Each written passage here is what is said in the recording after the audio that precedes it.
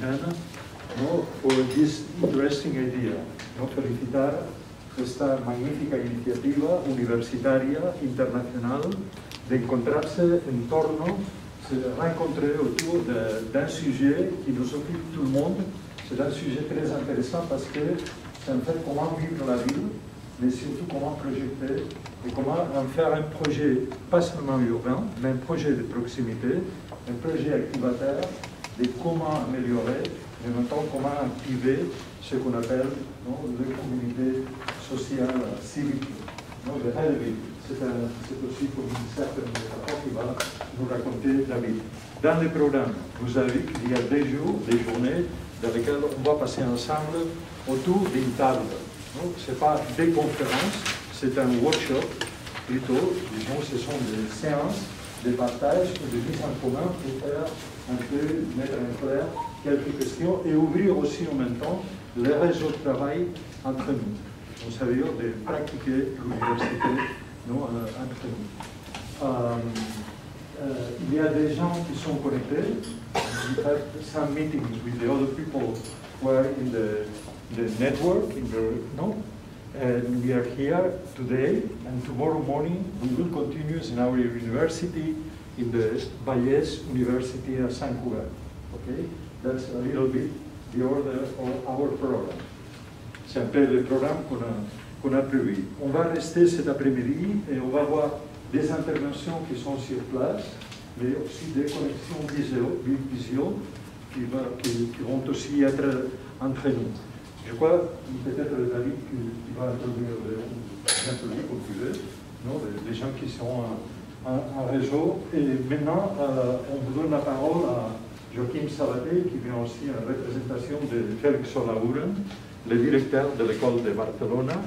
Pere Fuertes, directeur de l'école du Vallès, nous rejoindra demain matin à l'école. Et aussi Julián Galindo, le directeur du département d'urbanisme. Je vous en prie, you are welcome, and maybe you want to start saying something to this workshop that I mean before.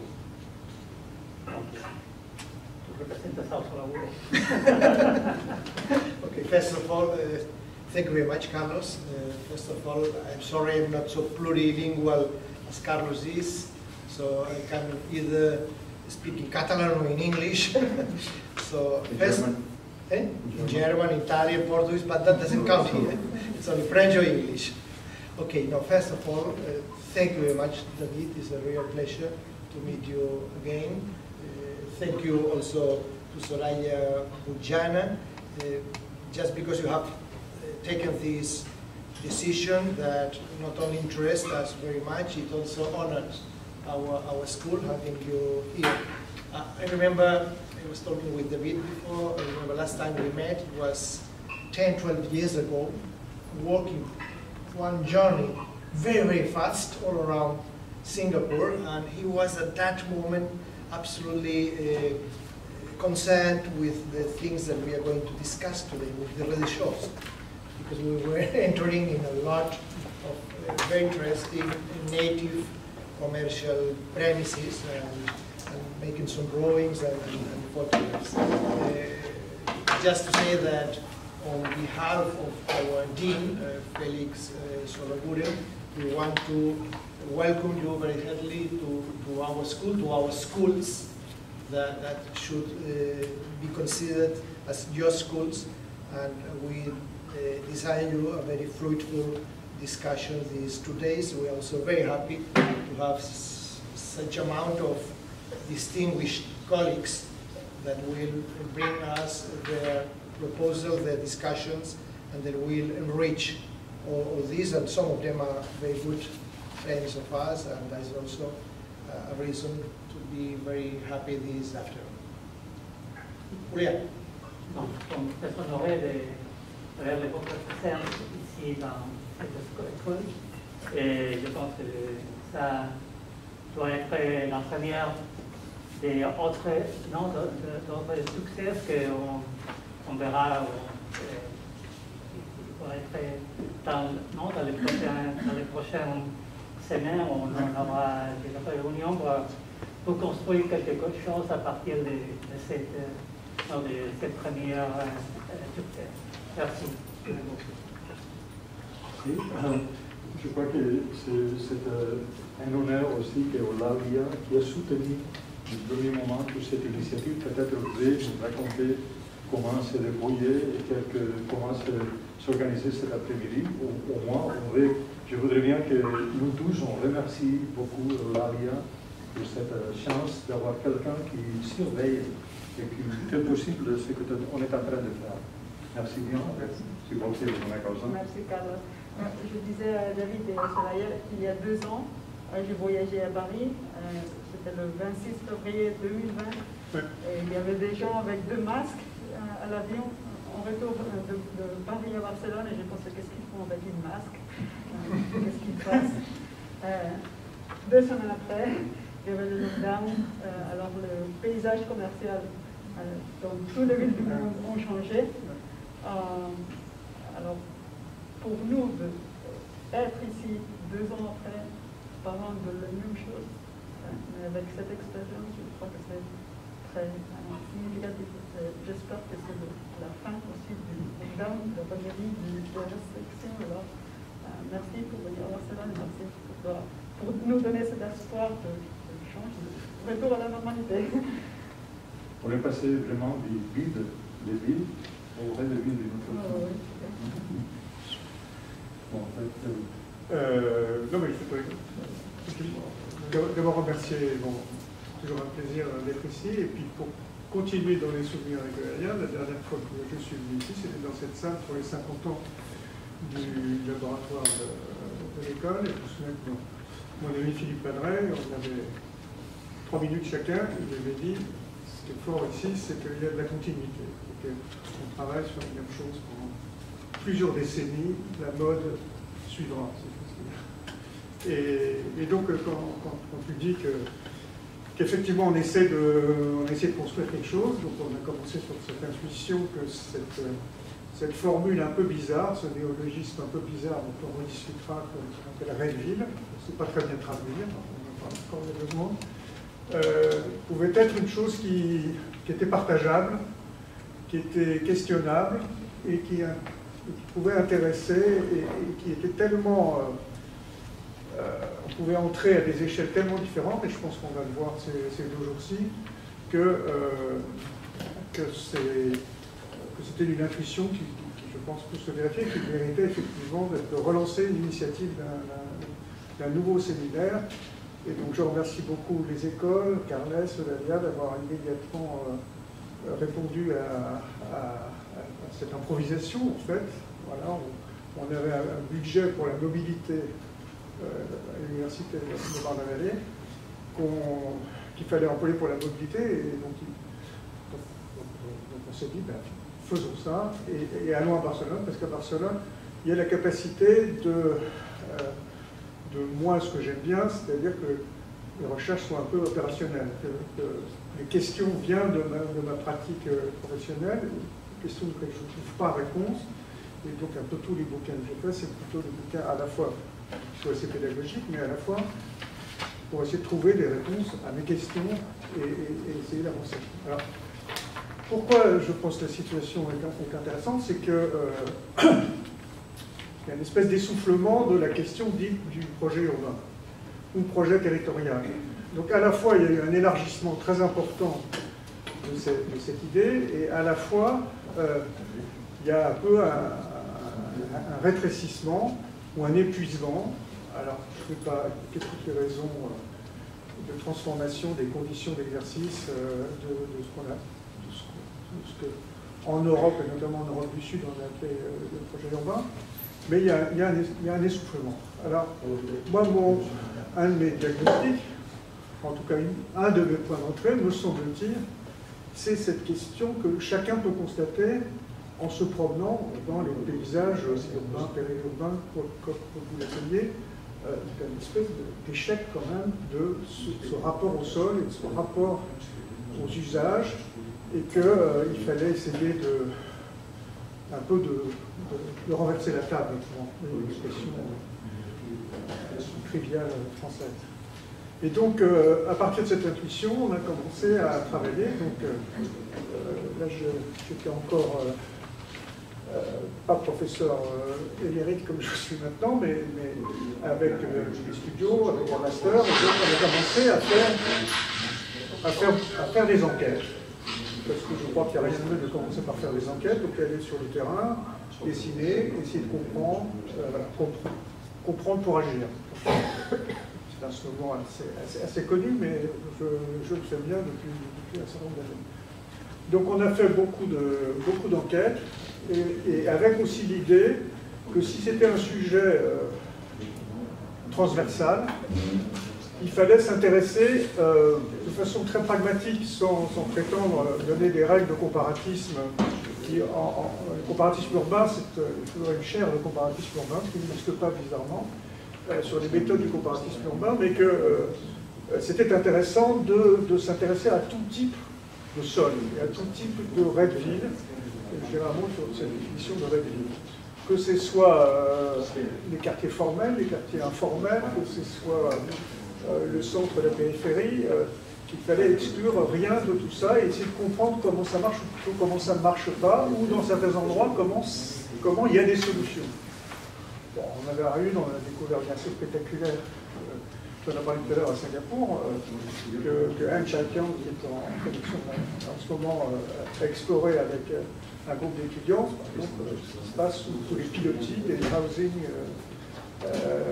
très importants qu'il y a à Singapour. Comment les personnes âgées passent leur journée et trouvent des solutions en réalité. Donc des exemples, des enquêtes, comment ça marche pas, et puis des solutions inédites.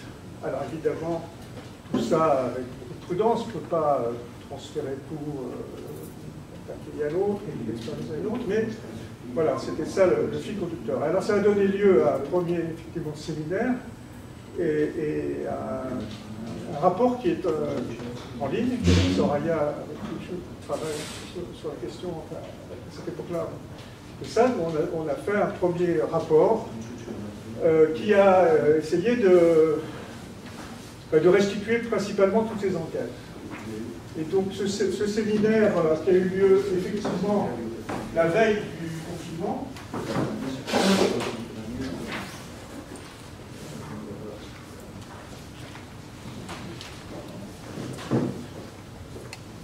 voilà. Donc voilà, ça c'était il y a 2 ans. Et donc sont venus un peu de plusieurs pays, des gens qui ont contribué, on a passé une journée à restituer ça. Alors encore une fois, je le dis pour ceux qui... on a un lien, y compris avec toutes les interventions qui ont été faites à cette époque-là, et donc on peut se référer comme un premier travail. Voilà. Alors, l'idée d'aujourd'hui, c'est à la fois de montrer, pour en tout cas l'équipe constituée par Anna, Soraya, principalement, la enseigne à l'Université américaine de Beyrouth, et elle a rejoint cette équipe pour essayer d'avancer, de reprendre des dessins et de reprendre des éléments de méthode. Et donc aujourd'hui, c'est vraiment, comme l'a dit Carlos, c'est que ce soit vraiment informel. Donc, ça a l'air un peu con parce que je suis de marche dessus, donc ça ne le fait pas, mais l'idée c'est quand même que la parole est très libre et qu'on critique les idées des autres et qu'on essaie d'avancer. C'est un format qui, je trouve, est le meilleur format qu'on puisse faire pour faire de la recherche, pour partager des recherches. Alors, donc il y a un petit programme que vous avez eu avec des extraits des interventions. Donc, vous pouvez vous procurer. Donc aujourd'hui, je vais essayer de faire une petite introduction d'une demi-heure sur un peu les attendus de cette question du Rez de Ville et pourquoi, et comment on peut essayer d'aborder cette question. Rad Busquets va intervenir depuis Boston ensuite. Salvador Rueda à 16h15, on fera une pause. Javier Matilla va revenir sur ces questions d'itinéraire et de rue. Et Charlotte Malterbart, qui qui travaillait à l'ETH de Zurich et qui maintenant est, avant de rejoindre Lausanne, elle travaille à Harvard Graduate Design. Elle va aussi montrer ses expériences et notamment les éléments de méthode sur les questions de réplique. Donc voilà pour cet après-midi. Je ne parle pas de demain, qui est une journée très chargée, des choses très intéressantes et très diverses que les uns et les autres vont présenter.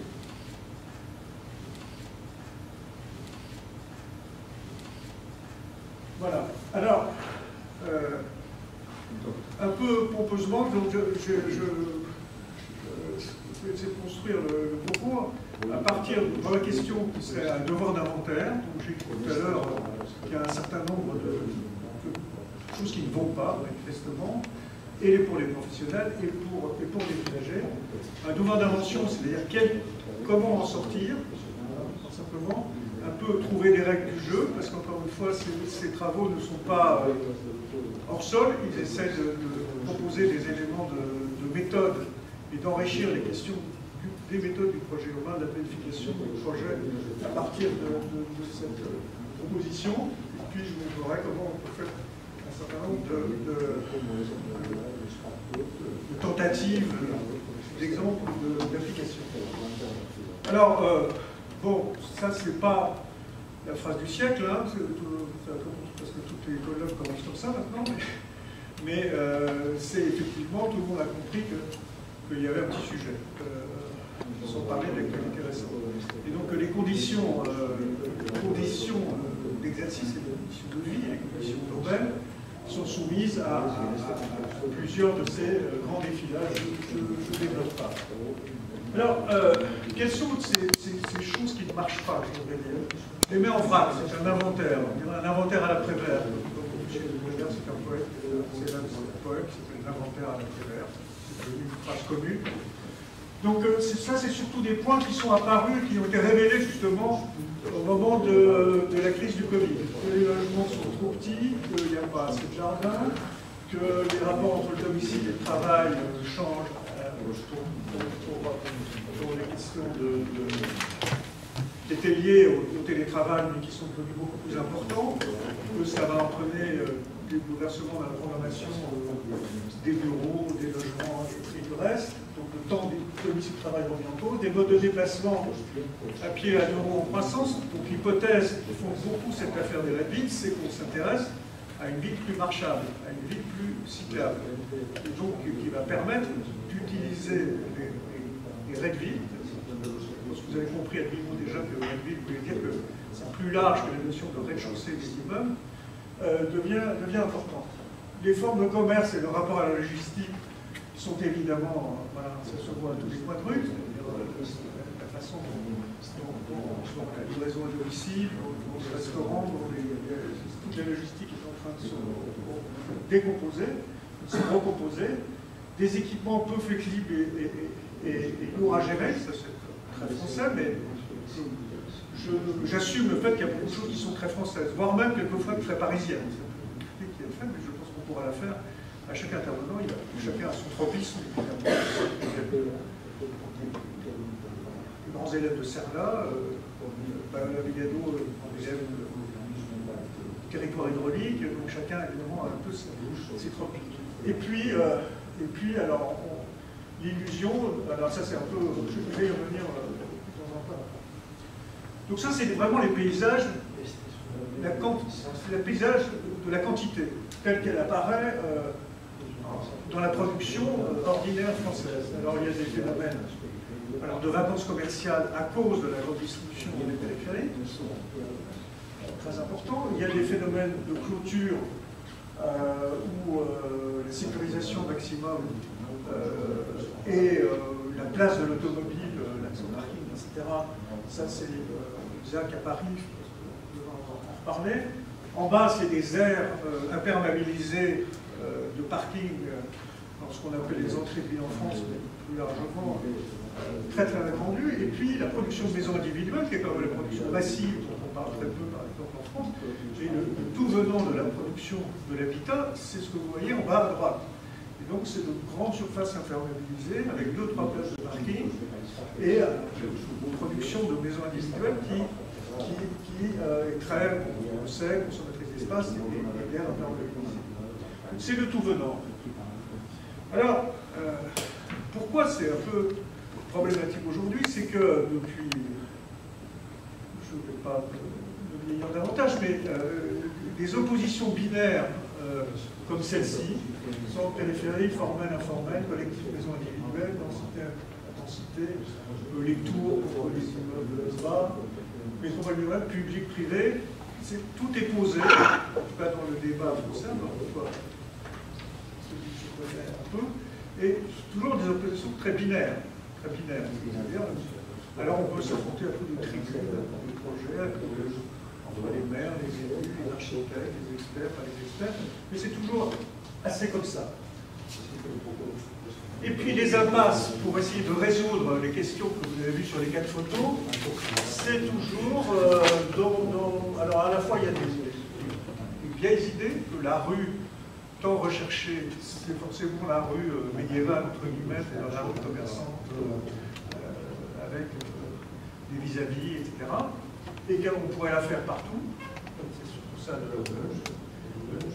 la grande question. Donc le rez-de-chaussée pourrait être tout commercial, et donc s'il ne l'est pas, si on n'arrive pas à le faire, eh ben, on va le laisser en jachère, et puis on préférera mettre des cartes plates et puis attendre que ça se passe, plutôt que d'essayer de trouver d'autres solutions.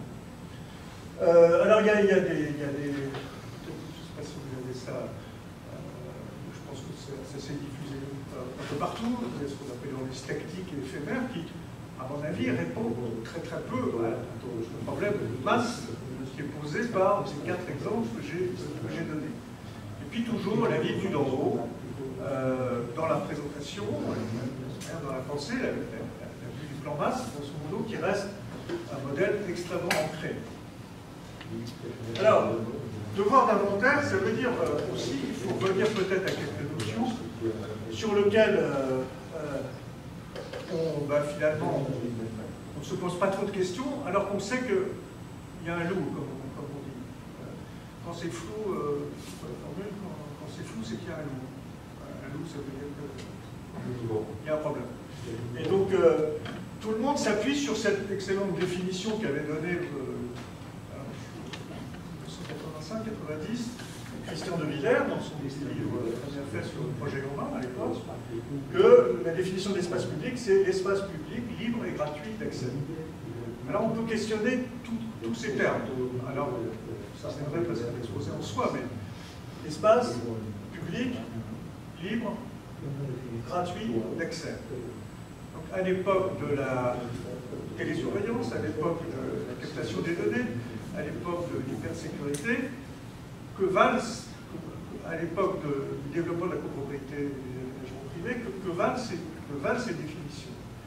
Donc évidemment, elles peuvent être un peu questionnées. Est-ce que cette définition est toujours un peu mystificatrice ou elle pourrait trouver peut-être une autre définition, sachant qu'en plus l'espace public et là on est tous un peu dans un écocentrisme. L'espace public, sous-entendu, c'est l'Europe du Sud, mais justement en se confrontant, comme on l'a fait avec les gens du Brésil, avec les gens en Asie, en Amérique du Sud, on s'aperçoit, et même aux États-Unis, on s'aperçoit que la commande d'espace public n'existe quasiment pas.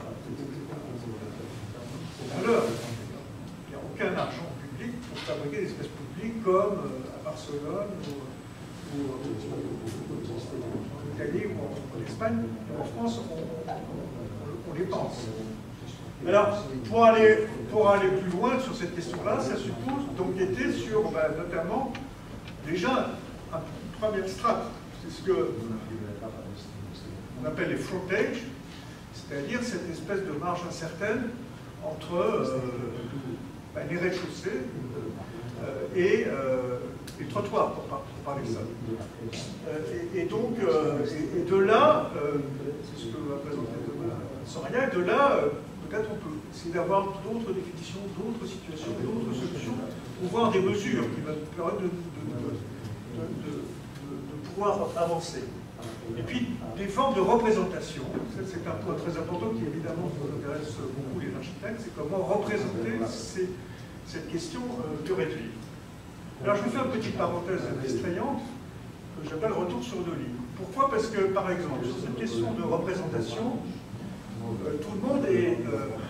c'est ça que tout le monde connaît le fameux plan de Lille de 1748, qui d'abord, évidemment, est un plan qui est à la fois très exact et qui est magnifique de définition. En général, on envoie des extraits, on noircit beaucoup, c'est pas, ça crée un malentendu, on noircit beaucoup les traits de hachure et beaucoup des éléments, donc on ne comprend pas toutes les subtilités des choix de l'équipe de Delis. Et puis il y a aussi toute l'affaire des champs et des terrains autour qui sont à l'intérieur de l'enceinte d'Aurélien.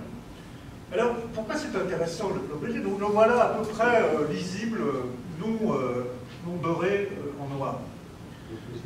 Quand on le voit comme ça, déjà on s'aperçoit qu'il y a deux choses qui n'est pas en général, mais on garde quand même une lecture qui a été beaucoup celle des gens éminents qui se sont intéressés au XXe siècle qui interprétaient du plan de Lille. En fait, le plan de Lille, c'est une forme de plan de Rez de Ville. En réalité, c'est le premier, enfin, c'est un des grands plans de Rez de Ville. Je ne parle pas des plans d'héroïne archéologiques, effectivement, c'est des Rez de Ville, mais de facto, puisqu'on relève l'héroïne. Et donc, c'est toujours un peu cette idée-là, que ce soit l'équipe Scott Brown, Venturi Isno, ou l'équipe Colin Rowe et son acolyte, c'est toujours des oppositions très binaires. Plein, vide, public, privé, dense, pas dense, etc. Et donc comme un modèle un peu d'un gruyère. Enfin, j'appelle ça un peu une lecture un peu. Voilà. Et donc la ville de Rome serait un endroit extrêmement sympathique où on passerait de place en cours de palais ou en église, tout ça parfaitement accessible et parfaitement poreux et donc une espèce d'extension du domaine public. C'est ça la lecture très courante on a du plan de Lille. Or en réalité, quand vous regardez attentivement, et donc ça fait partie des enquêtes qu'on fait, quand on le regarde plus attentivement, et notamment grâce à un très bon site fait par l'Université de l'Oregon, que vous connaissez, qui est un site extrêmement bien fait, qui permet d'avoir toutes les couches du plan de Lille. Et quand vous le comparez aussi au relevé fait par les équipes de Muratori à Romatré dans les années 60, ben vous apercevez que le plan de Lille, c'est en fait, que Rome de 1748, c'est une somme de très gros complexes. De très gros complexes religieux ou de très gros complexes civils, le palais. Et là c'est le point, si vous voulez accéder à ces complexes, c'est pas du tout comme c'est représenté. C'est très loin de ce qui est représenté ou imaginé dans le plan de gauche. C'est en fait des super îlots, des super blocs. Donc là vous avez en bleu clair des ensembles monastiques qui sont composés d'une église, d'un oratoire, d'un cloître, d'un hôtel-dieu, d'une librairie, d'une bibliothèque, d'une galerie, de lieu d'accueil des pères célibataires et des prostituées, etc. Donc c'est des complexes dont l'accessibilité d'un lieu à un autre est beaucoup plus compliquée que cette lecture assez primaire, enfin assez binaire, plutôt, du plan de Lille. Et même chose pour les palais. Les palais, c'est des additions de cours, mais qui se sont faits progressivement.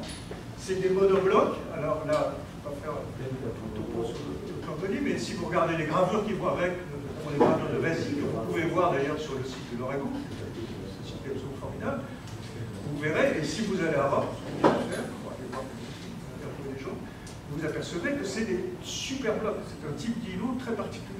En fait, où il y a des niveaux qui sont accessibles. Et les palais, bien, si vous êtes un cardinal neveu qui va gagner le conclave, et ben, vous allez pouvoir faire 3 palais côte à côte et les enchaîner les uns les autres. Si vous êtes un cardinal neveu qui va perdre le conclave, peut-être on va détruire votre palais. Donc c'est des choses qui sont tout à fait différentes. Et ce que montre d'ailleurs assez bien Neuilly, il y a un point qui est très intéressant dans le plan de Neuilly, c'est qu'il représente les escaliers à chaque fois.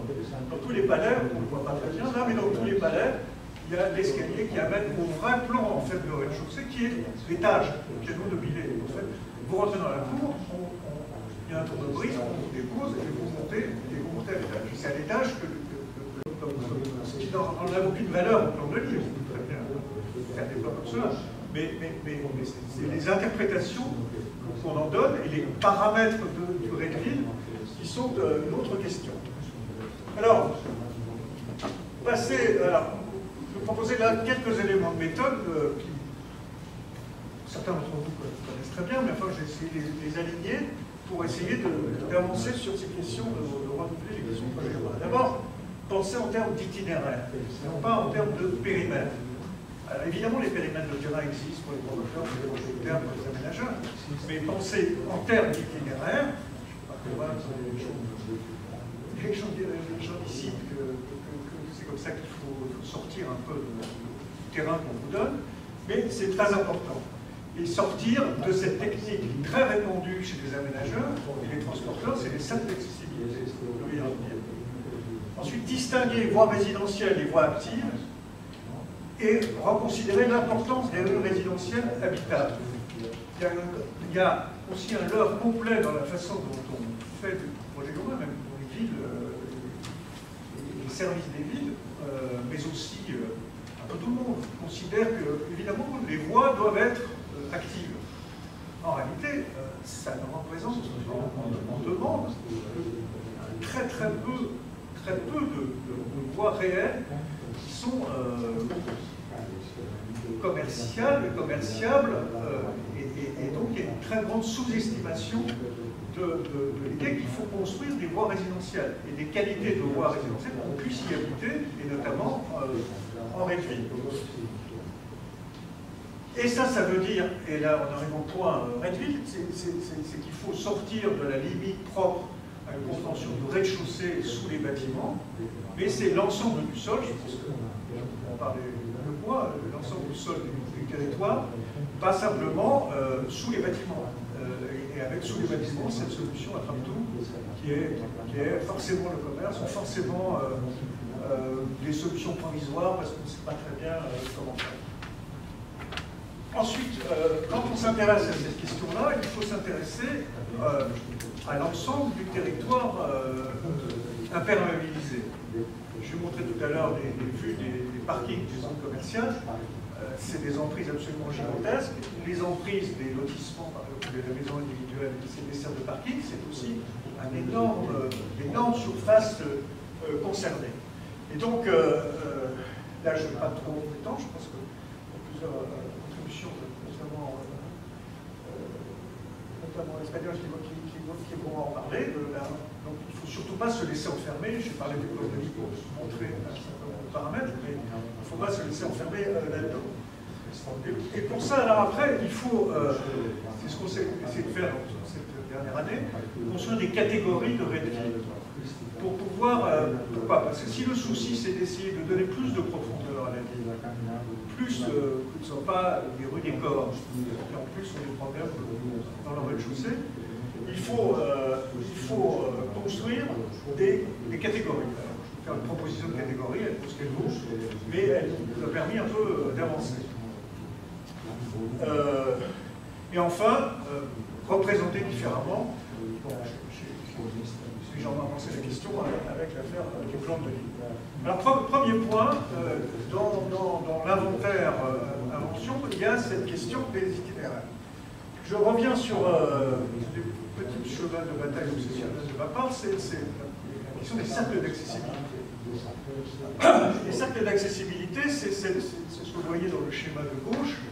C'est l'idée qui est très répandue chez les transporteurs, notamment que pour une gare, vous faites un rayon de 300, de 800 mètres, et puis comme ça vous aurez hypothétiquement un certain nombre de gens qui forcément vont aller à la gare.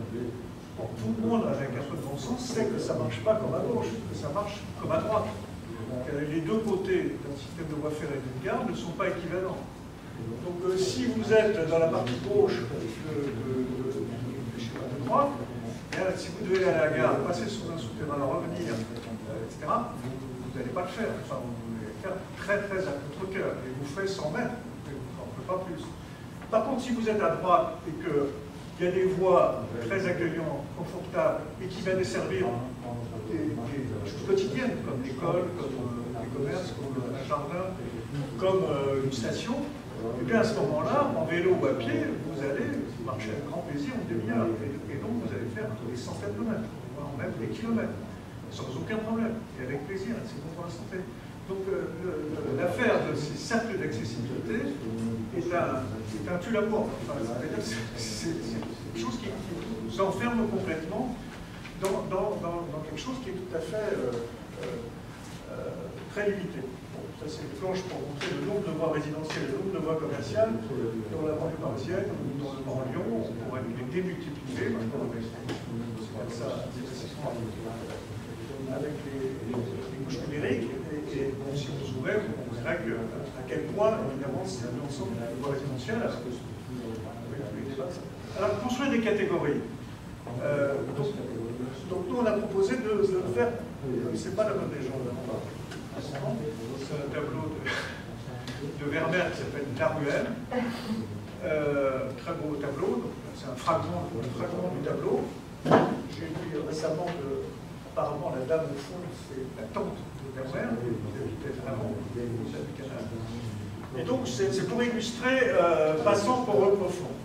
Passant, c'est cette première couche, mais enfin, cette première strate qui est finalement le long, qu'est-ce qu'on a le long de la rue, le long de la façade, des vitrines, alors là, pas très bien, mais c'est ça que ça veut dire.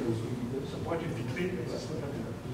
Profond, c'est évidemment ce que vous voyez avec la tente de la famille Werner, et puis à droite, poreux, c'est un peu ce que vous voyez avec la dame qui court et qui, ça peut vous inviter à rentrer. Donc, ces trois catégories qui reprennent les catégories poreux, évidemment, des équipes, c'est le piano, mais le passant que j'utilisais pas mal pour la vie franchisée après, c'est des catégories qui valent ce qu'elles valent, mais qui permettent d'un peu organiser une espèce de vision de ce que pourrait être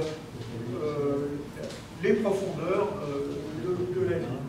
Alors là, on a, dans un système d'alignement, mais qui pourrait être pas si aligné que ça, qui pourrait discontinuer évidemment, vous avez l'idée qu'il y a privé public avec une marge, qui est cette question des frontages dont on en parlera demain, vous avez du passant, du poreux, et puis du profond, qui peut être un jardin, etc. Et donc, il y a des qualités différentes, il y a des effets de seuil différents. Et donc, si on veut essayer de projeter ça, c'est pas mal d'avoir des catégories qui, évidemment, sont soumises à l'interprétation après de l'architecture, des usagers, etc. Mais il faut quand même avancer. Et pour avancer, c'est bien d'avoir une idée des mesures, c'est bien d'avoir une idée de ce qu'on recherche. Et là, après, ça peut aussi recouper des catégories de gestion, de propriété. Là, on va faire la rime, mais c'est un peu ça quand même. Le collectif, la propriété, le commun, ce sont pas très françaises, mais avec des modes de gestion peut-être différents. Voilà, alors après on a fait avec l'équipe de Anna il y a par là,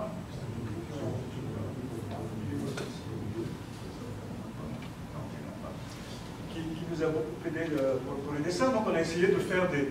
Alors, on passe toutes les choses un peu méthodiques qu'on a essayé de faire pour construire à partir de ces trois catégories et arriver à... Ça c'est une image chante habitation, c'est pas tout ça, mais ça montre un peu ce qu'on peut essayer de trouver. Alors, il y a un sujet très important, c'est parce que quand on commence à parler avec les aménageurs, avec les promoteurs, ils sont très conscients de ce problème-là. Ils ne savent pas quoi faire en réalité de leur propriété, grosso modo. Et donc, ils disent toujours, finalement, on ne sait pas faire mettre des logements au rez-de-chaussée, on préfère même faire l'impasse, etc. Et quand vous reprenez l'introduction, c'est-à-dire quels sont les problèmes qu'on a aujourd'hui, on a les problèmes de faire déjà des rez-de-chaussée de plein pied pour les personnes âgés, pour faire jouer les enfants, pour qu'il y ait des jardins en rez-de-chaussée. Donc le modèle du logement en rez-de-chaussée sur 2 étages ou sur un étage, qu'importe, ou sur 3 étages,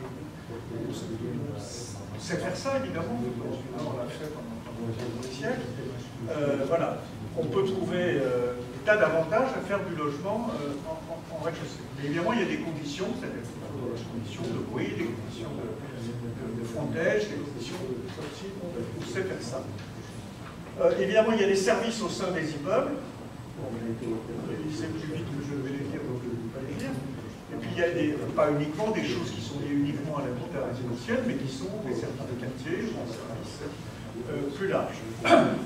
Alors c'est un sujet très important parce que si on bloque sur cette question des rez de ville, en tout cas dans son interprétation le plus triviale, c'est-à-dire l'occupation de la chaussée, des parcelles à cours, des cours-jardins, etc., c'est parce que il y a toujours un peu cette question du modèle économique qui, pour le moment, est toujours un peu renvoyé comme ça, en disant mais on va faire ça plus cher, on ne saura pas vendre, il faut que ce soit bien orienté, etc. Tout ça, c'est bidon. On a entendu sur la maison individuelle l'idée qu'il fallait forcément mettre la maison au milieu de la parcelle, maintenant, comme des pommes fonciers ou des virtuelles maisons en danger. On dit qu'il ne fallait pas amener les tramways sur les eaux commerciales. Maintenant, on s'est aperçu qu'avec les changements de mode de livraison, c'était assez rentable, concurrentiel, le tramway qui arrive à notre consommation. C'est une question de temps. Voilà. À un moment, les modèles économiques fonctionnaient et les idées, un peu dans l'idéologie de cette manière, les idées vont permettre d'avancer. Alors pour terminer, quelques terrains de jeu qu'on a simulés. Ça, c'est un peu de l'habitat urbain. Je vais vite parce qu'il ne s'agit pas de discuter des projets, c'est un peu des simulations de projets, mais qui essaieraient de regarder comment à la fois on peut représenter, pré-planifier et puis voir illustrer. C'est loin d'être ce qu'il faut faire, mais c'est, voilà, en utilisant ces 3 catégories, ça permet, et en utilisant les questions d'itinéraire. Itinéraire à différentes heures de la journée, le week-end, pas le week-end, etc. Pour faire rentrer ces paramètres comme des paramètres pas la cerise sur le gâteau, mais des paramètres absolument fondamentaux. Quel est l'itinéraire? Voilà, par où on va passer? Si on veut passer par des allées tranquilles et habitées, eh bien on va pouvoir le faire. Si on veut aller passer en faisant des courses, eh bien on a des rues actives. Et quelles sont les rues actives? Quelles sont les rues résidentielles? Voilà, donc là c'est une simulation que j'ai très amusant de faire. Faire l'état. Second type d'exemple, ça c'est une commune sur laquelle on essaie de travailler depuis quelques années, c'est-à-dire d'améliorer ces grandes aires commerciales. Donc ça en rouge, c'est les surfaces imperméabilisées d'une zone commerciale. Mais comme il y en a 50 000 en France. Donc comment faire pour améliorer ça? Alors, plusieurs solutions. Je vais juste montrer une petite tentative qu'on a fait, c'est-à-dire qu'avec le drive and collect et avec des systèmes de voisinage de parking et avec des systèmes de contre-allées, on peut imaginer de restructurer ces grandes aires commerciales, voire de les renaturer. Là, on va faire des c'est pas forcément le top du top de ce qu'on pourrait faire, mais qui donne un principe de transformer les boîtes de façon à faire des systèmes plus vertueux. Ça, c'est une simulation avec des maisons patio et des maisons arrangées pour essayer de faire d'autres modèles que la maison individuelle. C'est pas pour ouvrir un peu les champs. Et puis, on a un projet qui est assez radical, comme on dit. C'est un projet pour, puisque j'ai dit en introduction, formel, informel, ça nous intéresse tous les deux, on a eu l'occasion de faire un projet en Afrique et dans un terrain inondable. Donc, un terrain qu'on a de plus en plus. Et donc, on a fait un projet où on a mis, l'idée c'est de mettre tout sur pilotis, avec des hauteurs différentes et réglables, mais on propose un plan. Le plan, c'est pas un plan masse. Le plan, c'est un plan avec des poteaux, des voiles, des poutres, en voie par voie, des plattages et des niveaux successifs d'inondation possibles sur ce terrain-là. Voilà 4 exemples de contextes assez différents, qui permettraient de faire avancer. Voilà, ça c'est des décompositions de plans. Par exemple, des bandes, par exemple, la bande de droite, là, après, qui permettent de dire, ben voilà, planifions la nature des sols, planifions la structure possible, les structures possibles du bâtiment, planifions les objets, planifions n'est pas très bon, mais suggérons les pleins et vides, voilà, en ayant plusieurs façons, plusieurs façons de représenter les raies de ville, avec des couches différentes d'informations. Quel serait celui qui permettrait de planifier autrement et de projeter autrement? Je ne sais pas. Je sais qu'aussi il y a une entrée très intéressante dans cette affaire des raies de ville. On parlait de valeur économique, c'est aussi une valeur de clarification de la gestion des villes. Comme vous savez tous, les gestions de ville sont en général faites par silo. Donc il y a le mec qui s'occupe des trottoirs, il y a celui qui s'occupe de la pollution, il y a le troisième des déchets, le quatrième, etc. Si vous aviez un point de vue plus fédérateur, qui serait cette fameuse question de réduire et plus grande de ça, on peut espérer qu'on n'ait pas simplement une addition de solutions relativement insatisfaisantes les unes à côté des autres. Alors, je termine sur des questions de représentation. Donc, on a identifié un peu deux familles de représentation que j'appelle black and white, la famille Co. Donc ça, c'est un plan de Téhéran, l'opacité de l'auteur, c'est pas bien, et ça, c'est un plan de Gênes. Voilà.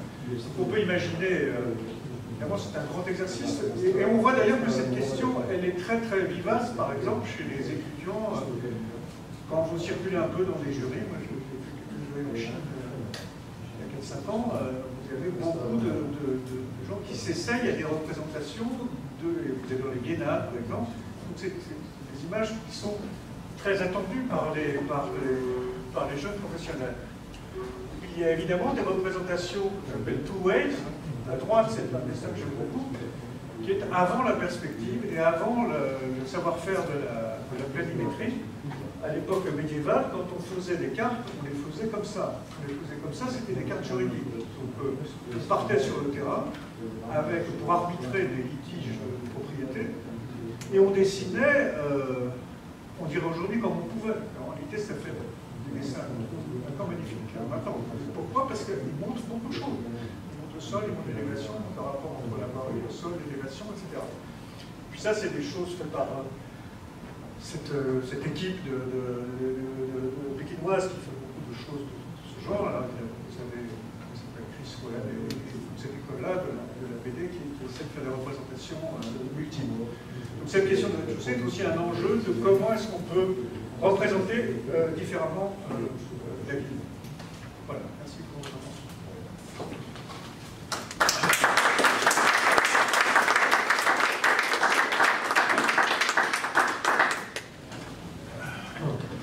Vamos muy bien de tiempo, por tanto, como ha suggéré David d'abord, peut-être on peut ouvrir une petite conversation, quelques questions que vous pouvez poser.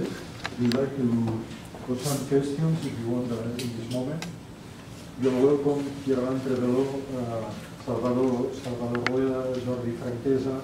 Estamos como en una familia, ¿no? Perdido familia Antoine, Stefano Cortadaro, Giulia y un colega italiano. ¿Podemos poner alguna pregunta, no? ¿Alguna cuestión?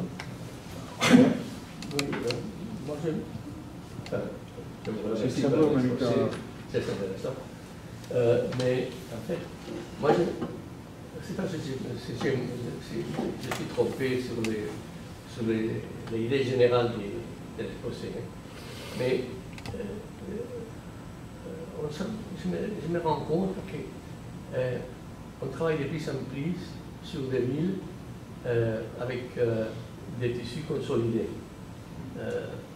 Et on a l'impression qu'ici, dans votre exposé, on parle surtout des modèles d'implantation de villes dans des quartiers à faire, à construire de nouveau. Dans notre expérience, par exemple dans les centres historiques, le fait d'avoir des commerces au rez-de-chaussée, des petits commerces de proximité, tous les voisins qui les habitent dans les centres historiques, ils donnent ou ils garantissent quelque part que les résidents ils restent dans les centres historiques. Du moment que le rez-de-chaussée il se transforme dans des autres types de commerces plus adaptés à une nouvelle commande que c'est la commande des touristes, petit à petit, cet centre historique il devient un centre, disons, muséographique ou des loisirs, mais il ne devient pas le centre urbain qu'il y était et qu'on souhaite avoir. Donc, c'est-à-dire, je ne sais pas si je me trompe, mais cet esprit de reprendre le rez-de-chaussée comme un espace ouvert, très faisable dans une nouvelle projection d'un quartier, il devient très difficile à faire, à mon avis, dans les tissus urbains consolidés et qu'en fait, ce sont les villes qui ont travaillé en ce moment pour éviter justement que l'éparpillement de la ville dans tous les sens. Je ne sais pas si c'est...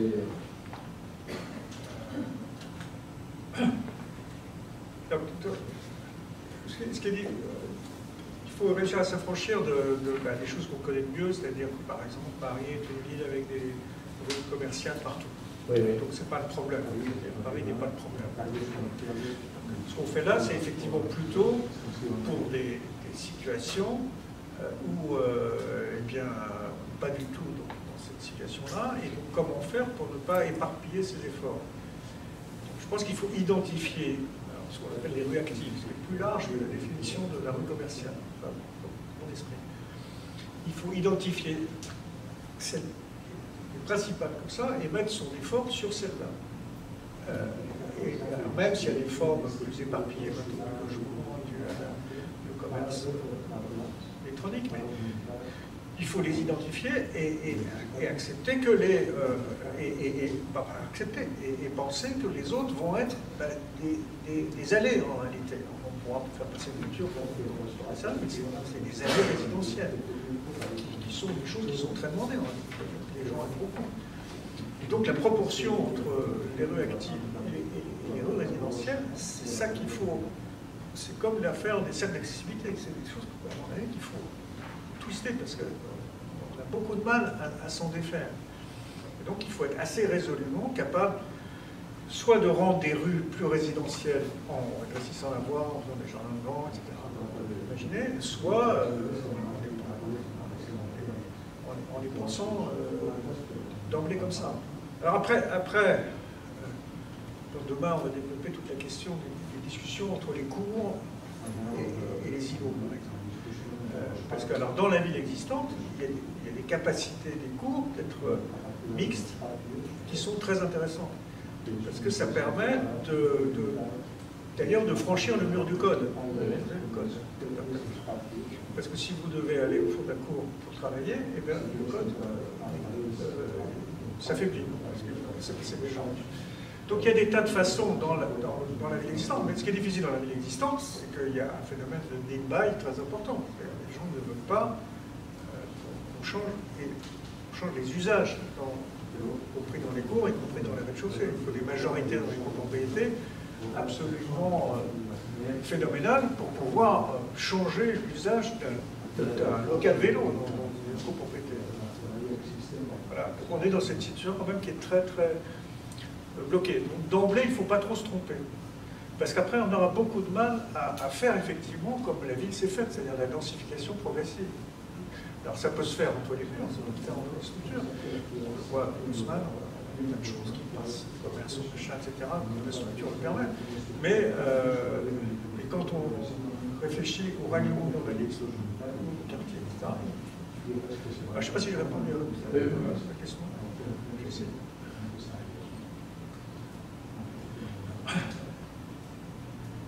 Alors, il y a quelque chose qui m'a frappé. C'est quand vous parlez de l'occupation de l'espace public, vous avez dit que c'était libre, public et gratuit. Mais on se rend compte qu'à ce moment, il y a une occupation qui provient de la publicité, du graphisme incontrôlé, même des graphismes provoqués par les institutions publiques qui font de l'espace public un espace absolument anarchique où c'est difficile de se retrouver et que, enfin, cette occupation, disons que c'est pas volontaire, quelque part, il devient vraiment plus de flanc. C'est quelque chose. Non, mais c'est le sens de ma remarque, hein, c'était qu'effectivement, on est complètement dépassé par ça. Par exemple, nous, on s'est amusé à regarder à Rome, si on devait faire nos lits 2.0. Oui. Voilà. Ben, vous regardez les informations qui sont données, et vous vous apercevez, même un peu partout, que c'est Google qui fabrique déjà nos lits de bonnet. Il a la capacité de rentrer dans les locaux commerciaux, de rentrer dans les locaux commerciaux, de les décrire, de les mettre sur la carte et de tuer les voisins qui ne vont pas payer pour y rentrer. Donc c'est toutes ces évolutions qui fait qu'il faut des stratégies, enfin il faut des visions et des stratégies pour essayer voilà, moi je ne suis pas pour partir bâton là-dessus. Comme l'affaire des codes et la surveillance, il va y avoir des trucs qui vont être plus physiques, d'autres qui vont être plus virtuels, on ne sait pas très bien lesquels vont emporter, dans quel contexte. Je pense que c'est un peu la même chose sur comment essayer de se bagarrer pour un trottoir entièrement marchandisé. Évidemment, on connaît le Google Toronto, on connaît un certain nombre de tentatives de ce genre, mais il y a beaucoup de tentatives beaucoup plus diffuses qui existent déjà.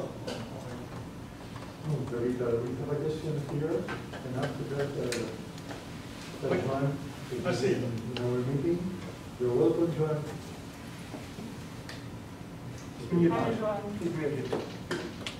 Bonjour. Tu nous entends? Il y a un silence. You're muted, Joanne. Le son. David. Oui, Oui. David. Il y a une question C'est ici. une présentation, oui, c'est moi. Just a minute, Juan. There is a question here.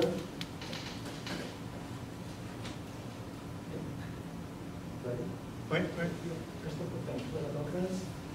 The question that I have is... Vous avez mon écran déjà pour pas Il y a juste une question et après on passe à ton présentation. Ça te va? Oui. Oui.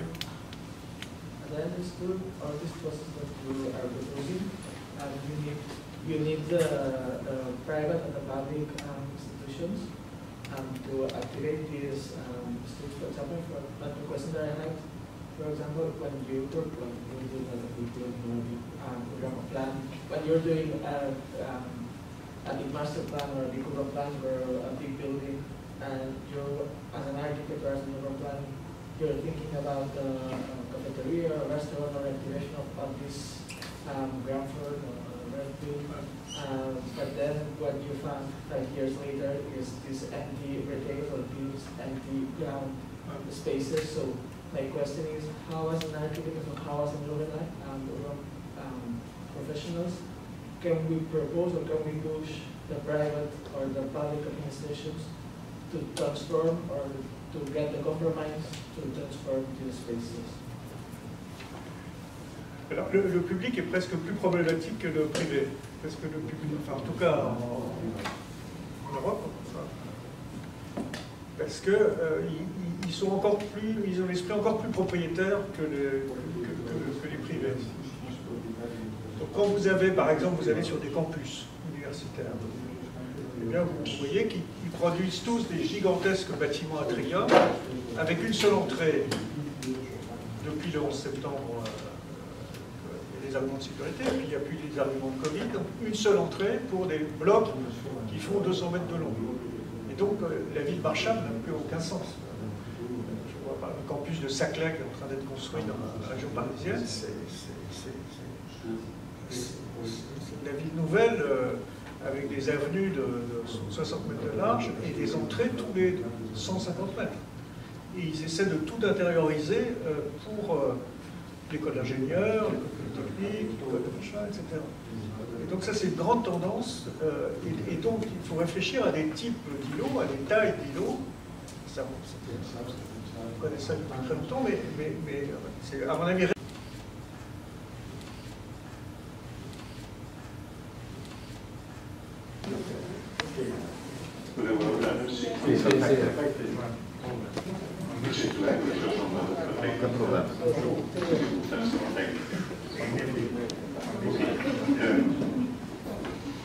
Je vais continuer. Non, j'ai suivi la présentation de David. Je pense que l'organisation de ce séminaire, je pense qu'il est très intéressant au point de vue, comme par exemple des éléments de recherche, de réflexion, de préoccupations que nous avons tous ensemble. Je voudrais toucher trois éléments. Je continue en français parce que je l'avais préparé comme ça, plusieurs questions, mais en tout cas, je voudrais toucher. La première question, c'est la question des itinéraires. David, il a déjà touché quand on prend une ville par Barcelone, et finalement, la ville, c'est un système de flux. Et comme système de flux, il faut comprendre que les villes ont besoin d'une réinterprétation continue du système de flux. On va imaginer que ces éléments-là, ils sont déjà préparés et la ville est désignée pour avoir un système de flux. Ça, il est un moment connu. C'est pour ça qu'il y a aujourd'hui besoin de notre type de système graphique. Ça, c'est un exercice qu'on a fait il y a 10 ans sur la ville de Barcelone, il y a des professionnels, ça, mais surtout pour comprendre que le flux dans une ville de Barcelone, je pense qu'il faut plus faire le même exercice dans d'autres villes, il a besoin d'avoir plusieurs couches. Et je pense que ça, c'est l'élément fort. Et les couches nous permettent de comprendre aussi comment l'évolution de la coupe de la ville est si importante. Je pense qu'il est question de voir que dans une cinquantaine d'années, il y a une modification dans les profils de rue, par exemple, si on continue à Barcelone, pour faire comprendre que l'utilisation des espaces, qu'aujourd'hui on dit des espaces publics, ça dépend des flux. Il fera que le rapport entre le rez-de-chaussée en général, mais entre le bâtiment et de l'espace, il soit si étant. J'ai profité ici du travail de Donald Capolia, et je pense que c'est un personnage qui nous a mis sur la table cette question-là, pour bien comprendre que cette projet moderniste qui était à la mode il y a 90 ans, c'est le comment le Corbusier, il a entendu, il a cherché à comprendre quelle est notre vision pour les champs de Barcelone, en imaginant cette idée des macro-îlots, disons, vous voyez, c'est l'application presque directe du schéma qu'il avait fait à Paris, et qui aujourd'hui nous semble tout à fait élémentaire, pour pas dire banal. Je pense que ça c'est... Parce qu'en réalité, la ville, c'est comme ça, le flux de la ville, il trouve ce type de production. Je ne parle pas maintenant de flux qui ne sont pas dans le système des canons, mais il y a...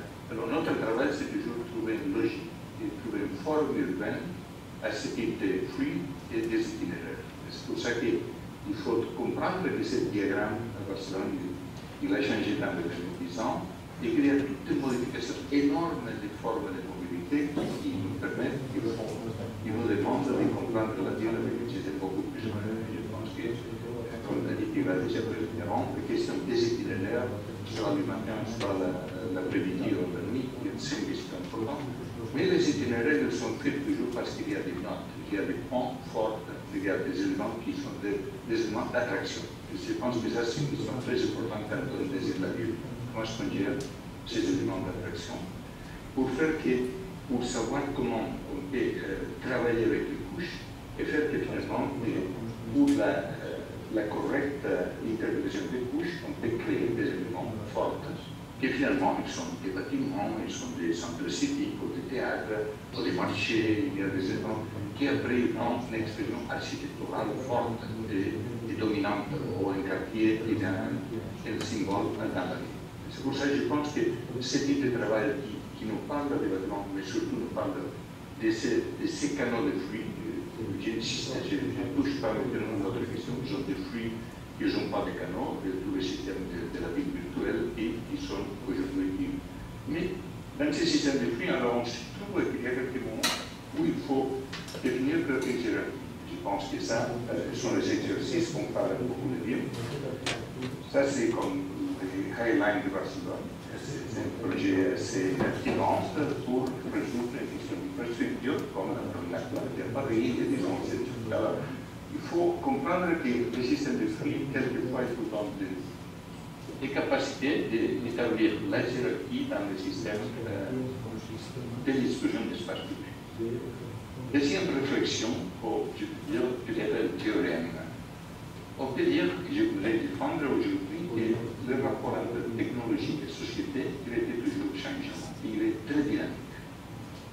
Quelquefois, aujourd'hui, nous sommes dans des changements technologiques très très forts. Et la technologie nous amène l'innovation, c'est clair. Si on regarde les chemins de fer, les autoroutes, les éléments. Et les éléments d'innovation, ils deviennent quelques-uns partout, mais la plupart d'eux, ils deviennent des éléments lourds dans la vie, ce que j'appelle breakers. Parce que des éléments qui étaient très positifs, comme les chemins de fer, ils deviennent un moment qui coupent la vie. Il faut découper pour le faire. Mais en même temps, on trouve que cette idée de breaker, il nous donne les opportunités. Et je pense que ça, c'est un travail où, aujourd'hui, les gens qui nous intéressent de la forme de la ville, il faut mettre beaucoup d'attention. Je prends un exemple. Je reviens, comme David l'a montré avant, infirmière, ça c'est elle. Nous avons eu la chance de travailler dans une ville où vous voyez l'évolution de la ville. Une ville plutôt tranquille, où il arrive le chemin de fer, c'est l'innovation, c'est magnifique. Il arrive un chemin de fer chaque jour, alors c'est magnifique. Après, il commence à devenir plus fort, alors il faut un dialogue pour mettre le train dans la partie haute. Mais à ce moment-là, la ville se trouve dans une situation comme celui-là, vous voyez à droite, où il y a presque 300 trains par jour. Si nous sommes au centre de la ville, vous voyez là, qui est-ce qui peut habiter dans un espace où il y a 300 chemins de fer lourds de passagers par jour? C'est possible. C'est pour ça qu'on trouve que ça nous donne l'opportunité de réimaginer, de développer pour les moyens de penser avec notre système ou le système de liaison, qui sont des systèmes qui sont des systèmes plus forts. Alors il faut commencer à imaginer comment c'est dire si on se leader de cette break et comment on trouve cette opportunité pour faire dans ce moment-là quelque chose. Et je reviens sur ces questions-là. La ville, le réseau, c'est-à-dire pour être aussi dans ce concept que David l'a présenté avant avec le seuil, le threshold. Cet espace, je reprends ici les travaux faits pour Abraken, surtout sur la ville de Belle, Mirador de Ville. Cet espace qui est entre le public et le privé, entre l'espace bâti et l'espace ouvert, il nous donne aussi beaucoup de richesses, David l'a montré, pour imaginer que le rez-de-chaussée ne doit pas être toujours des commerces, il y a beaucoup d'éléments. Alors, dans ces pays, vous voyez, ici, vous avez encore le break, l'élément qui coupe la ville en deux, et si on fait le projet qu'on vient de terminer, vous voyez le chemin de fer dans le sous-sol, la vieille gare, la nouvelle gare, et les espaces qui sont alors les espaces de la ville. Alors, le break nous a donné la grande opportunité de refaire la ville de Dell à partir de cette opération. Ça sont des images. Troisième et dernière réflexion. Quel est le futur de la ville régulière? Pardon? Vous connaissez ici, quand on parle de la ville de Barcelone, je pense que la forme urbaine, il y a toujours cette énorme capacité sur la régularité. On vient de terminer cette recherche à la GSI, au Congrès, qui vient d'être terminée. Il a fait joli travail sur la traduction ici en terre. qui va être présenté le mois prochain. Je pense que ça, c'est vraiment important. Mais je peux revenir à cette forme, parce que je pense qu'il y a une question qui, quelquefois, on imagine que la vie régulière, c'est une chose qui arrive et qui est banale. Ce n'est pas comme ça. Vous voyez, ce projet, on le connaît assez bien. Mais avec ce travail qu'on a fait pas mal avec Michel Colominas, vous voyez que la ville, l'existant avant la ville, il y avait rien à voir avec le projet. Et quand on regarde la superposition entre la topographie, l'eau, la qualité du sol, les éléments qui étaient préexistants, on arrive à dire qu'il a en même temps la clarté de la ville régulière et en même temps il y a toute la richesse de la complexité. Et je pense que ça, c'est une question très très importante. Vous voyez à droite, comme cette ville régulière que j'ai bâtie à Barcelone, et à gauche, vous voyez les schémas de Fermat. Quand il a commencé à appliquer les projets sur le terrain, et vous voyez, ça, il était l'idéal selon certains. Il était plutôt d'imaginer qu'il y avait un espace au centre de l'îlot, qu'il y avait un espace collectif, public ou collectif. Ça, et dans la ville construite, il n'était pas là. Probablement, notre lecture, si on veut moderniser, si on veut penser avec l'architecture, il faut comprendre que c'est où la richesse et cette complexité, il est traduit aujourd'hui dans la forme du sol et dans les formes du bâtiment. On peut être amélioré avec l'opération d'ouvrir quelques stratégies qu'on a choisies qui nous permettent aussi de faire que ces espaces, ils deviennent des espaces pour la collectivité, ce sont des espaces publics, de culture. Aujourd'hui, à Barcelone, il y a presque 40 de ces îlots qui sont ouverts depuis 20 ans. Alors, tout ça, ils sont des contributions pour imaginer que dans ces complexités, il faut travailler avec des mécanismes clairs. Et je voudrais surtout terminer avec cette idée que je pense que la ville du futur, il sera régulière. Pourquoi? Parce que dans l'histoire, on trouve que si nous avons un concept de ville régulière qui nous permet la complexité, c'est un système banal de la régularité, et c'est un système ouvert qui nous permet de comprendre ce qu'il y avait avant et ce qui viendra après. Il nous donne la capacité que vous avez vu, et je pense que Barcelone, c'est un bon exemple de ça. Comme dans ce système, cet herbiage presque parfait, je dirais même parfait, il y a une richesse incroyable qui est faite pour les fruits qu'on a défendus avant, qui font des itinéraires, les gens qui, chacun a son itinéraire. Je pense qu'il faut comprendre que je fais mon itinéraire, ça dépend si j'ai un jour qu'il y a le soleil, ou il n'y a pas de pluie, ou j'ai ma lumière, ou j'ai pas bien dormi. Alors tout ça, je pense que ça, c'est un droit à imaginer que la ville même, il y a cette force de la réalité, il y a toujours des mécanismes d'utilisation de la ville. J'insiste sur la richesse de la forme urbaine, et je pense que cette force de la forme urbaine continue, qui nous permet de montrer que la ville, toujours on dit résiliente, durable, il trouve beaucoup de réflexions pour imaginer que nous sommes capables d'y mettre aussi la même force de création comme celle-là de la génération du 19e et aujourd'hui de 50 aujourd'hui, on parle d'autres questions, d'autres challenges, des questions qui sont assez fortes comme les questions qu'il avait dans le 19e. Je m'arrête ici et je m'excuse pour la difficulté de la connexion. Et merci pour l'invitation. Merci.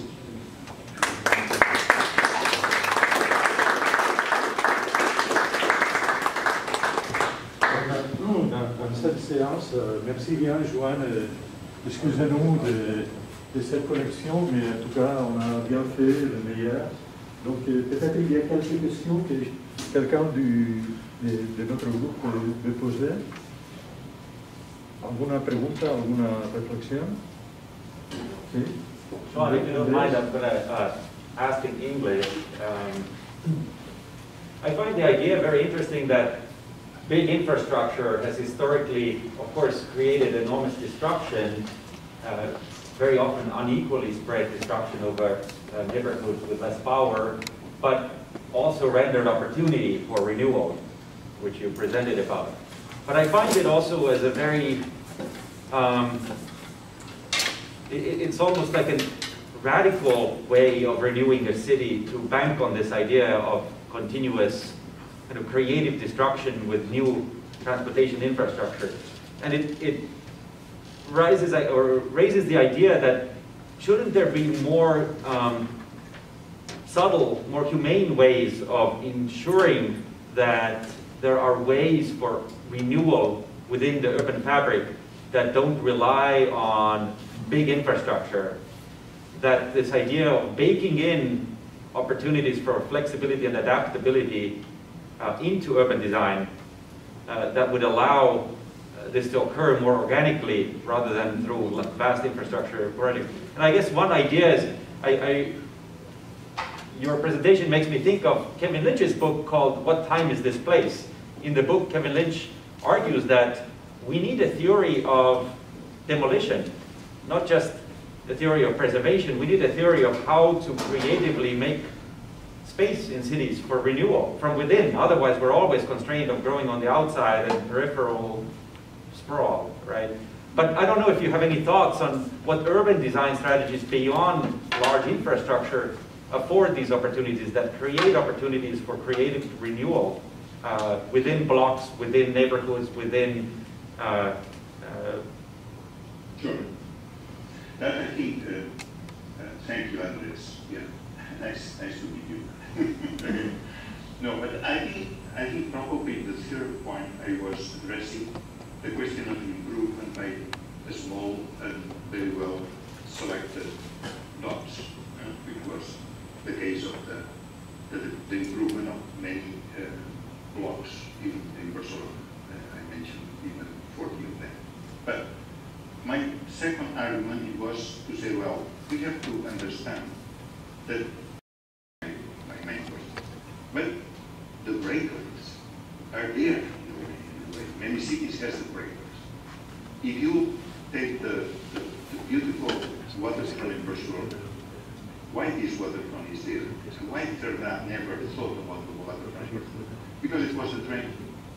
And in the middle of the 19th century, they put the train next to the water. Why? Because they were not caring about the water at all in the 19th century. Because the water was placed that it was considered negative. Today we love the water.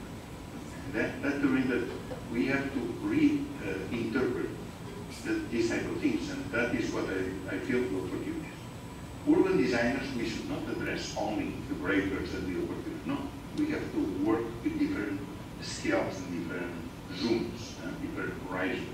And I think probably the improvement, I mean, mainly the residential improvement, is something that we need to pay a lot of attention. Because in general, most of the housing, the mass housing built after the World War II is very bad everywhere. Because also the informal settlements that you can see in many places across the world, they are demanding also other type of priorities. And so that's when I feel that urban design, we have to prepare and we have to discuss things at different scales and different issues. Good. Many thanks, Juan, and congratulations on the project of Delft. I've been there many months ago, and it's a marvelous place, very interesting hub, and I think it's a good example of a public-private, so common space for the people. Very interesting. Congratulations. Thank you, Carlos. Yeah, thank you. No, I think this is it's not. I'm not presenting that as an example. It's just. I think in a seminar like that, we are showing our preoccupation. Okay. With our lines of research, but also the things that we are really worried about that. No? How the field can be better developed, and also the need of commitment that we have also to make the things happen. I think that's very important. If you allow me, I'm going to abandon you for a while, but I keep you as much as possible following your discussions. Okay? Thank you. Thank you. Thank you very much. Thank you very much. Yeah.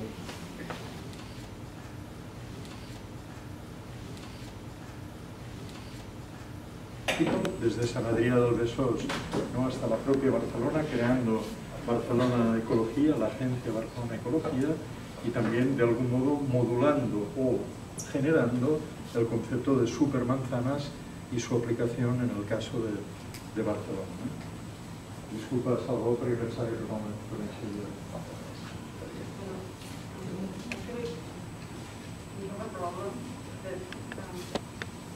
Han de canviar de connexió, no? No, the thing is that as what was the cost of the meeting, if you left the meeting is... Okay, we change. You need another session? Yeah. Oh, actually, John was the host. Do you need another session? I can provide Just the John drops. I understand, but I can create a new session for if you want to start a new one to check in. Yeah, but for sharing with the others, I think that it's very creative. You would have to share a new link. The same link wouldn't work, yeah. Just drop that. Yes, rather than, yeah, but now it's good. Now it's good.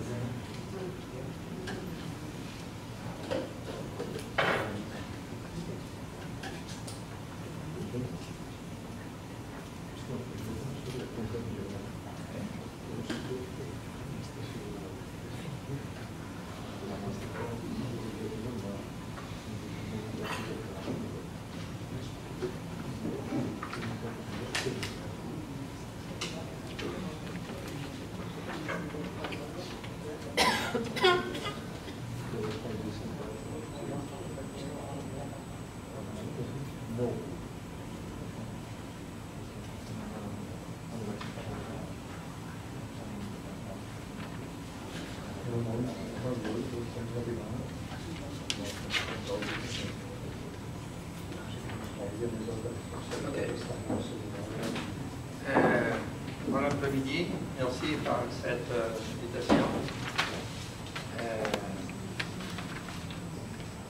Je ferai un effort pour parler en français. Je pense que mes idées sera possible de comprendre. Mais s'il y a quelque chose que vous ne comprenez, si même je peux parler en anglais ou en espagnol. D'accord? Alors, je vais parler de la superbloc, c'est la demande que m'a fait Carlos Llop, de Superville. Et alors, nous avons ici la ville de Barcelone, et pratiquement les 85% de la voirie est liée avec la mobilité. Si nous voulons changer quelque chose, actuel modèle, nous devons changer naturellement le modèle de mobilité. Sinon, ce n'est pas possible. D'accord?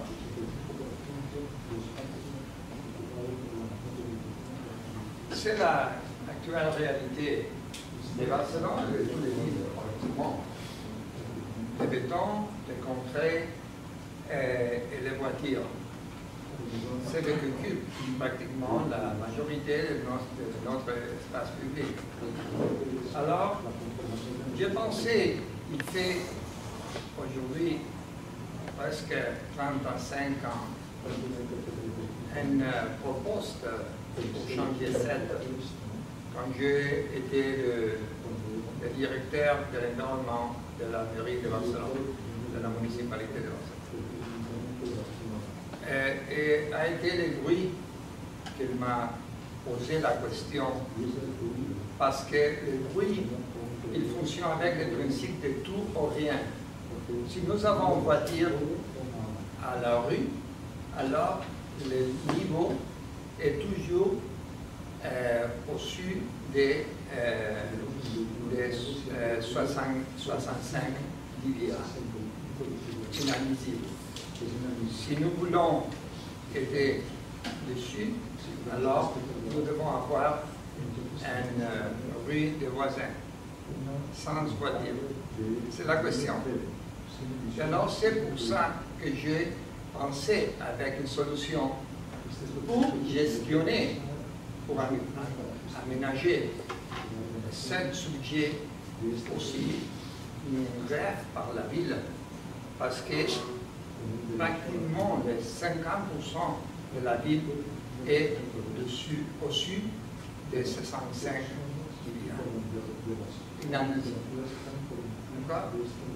Alors après, ce concept évolue et premièrement arrive les supérieures comme la base des nouveaux modèles de mobilité espace public dans la ville de Barcelone et après dans toutes les villes de c'est la proposte de supérieure approuvée par les plénaires de la mairie de Barcelone, par les plénaires de la municipalité, en 2015.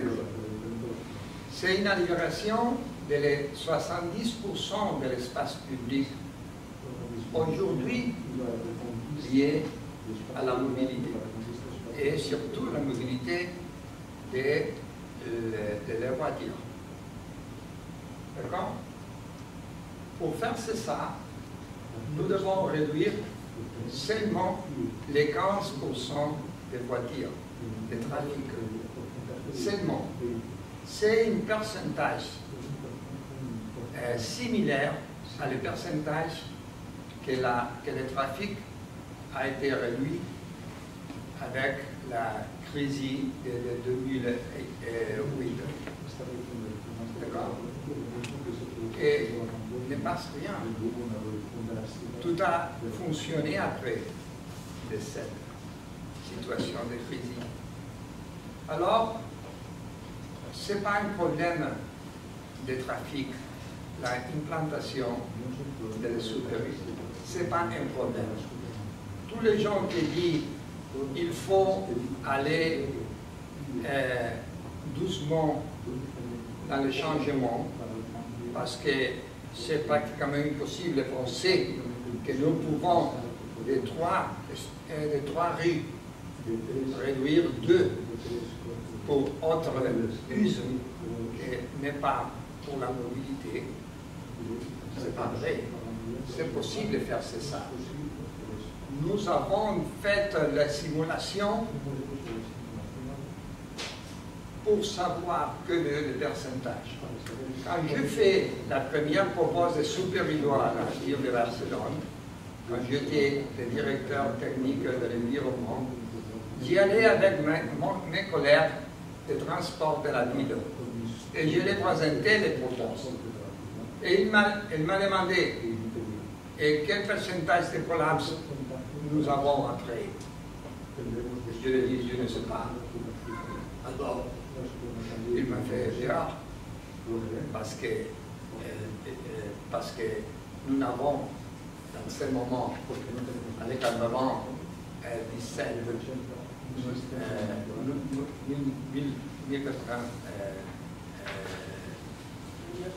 1987, nous n'avons pas de société. D'accord?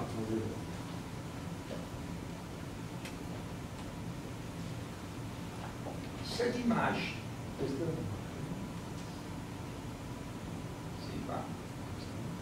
c'est le négatif.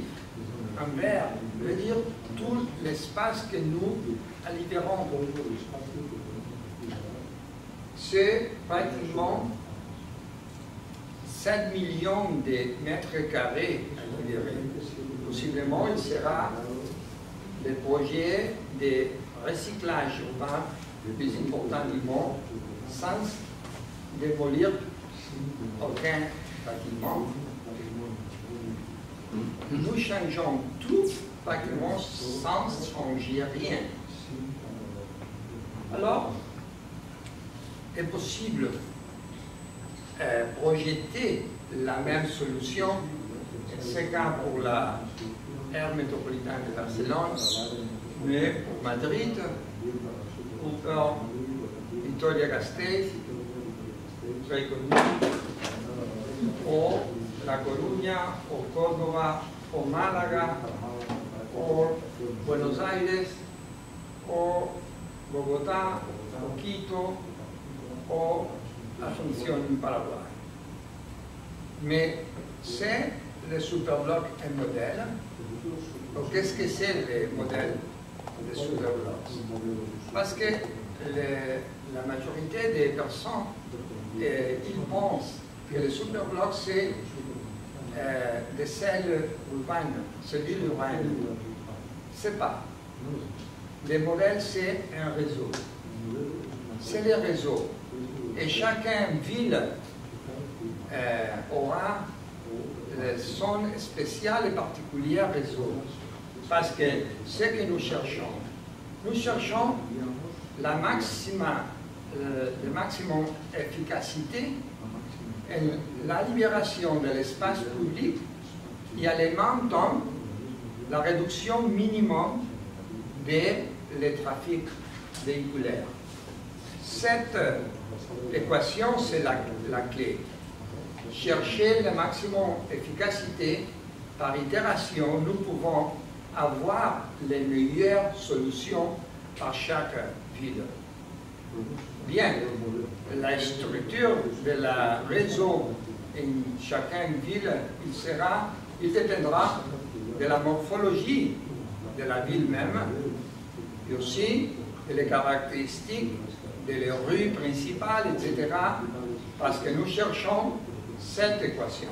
Nous voulons en même temps à libérer le maximum de surface. En Barcelone, pratiquement c'est les 70%, mais par exemple à Vitoria-Gasteiz, c'est les 75%, c'est plus. Ou un différent super-îlot à Barcelone, par exemple, le super-îlot le district de Gracia, le quartier de Gracia, est pratiquement les 82% que nous pouvons libérer. D'accord? Alors, il dépend de la morphologie.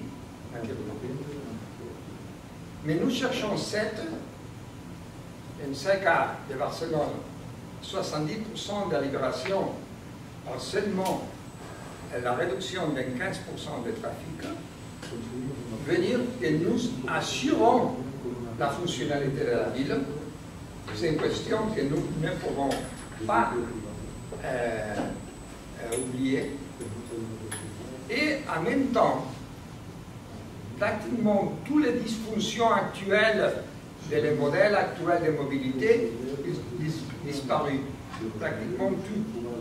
Veut dire la pollution atmosphérique, les bruits, les accidents de trafic, les émissions des gaz d'effet de serre, le paysage, le numéro d'air perdu, etc. Tous les éléments que nous cherchons toujours pour améliorer la fonctionnalité d'une ville et aussi les conséquences de cette fonctionnalité, dans les super-îlots, est pratiquement disparu.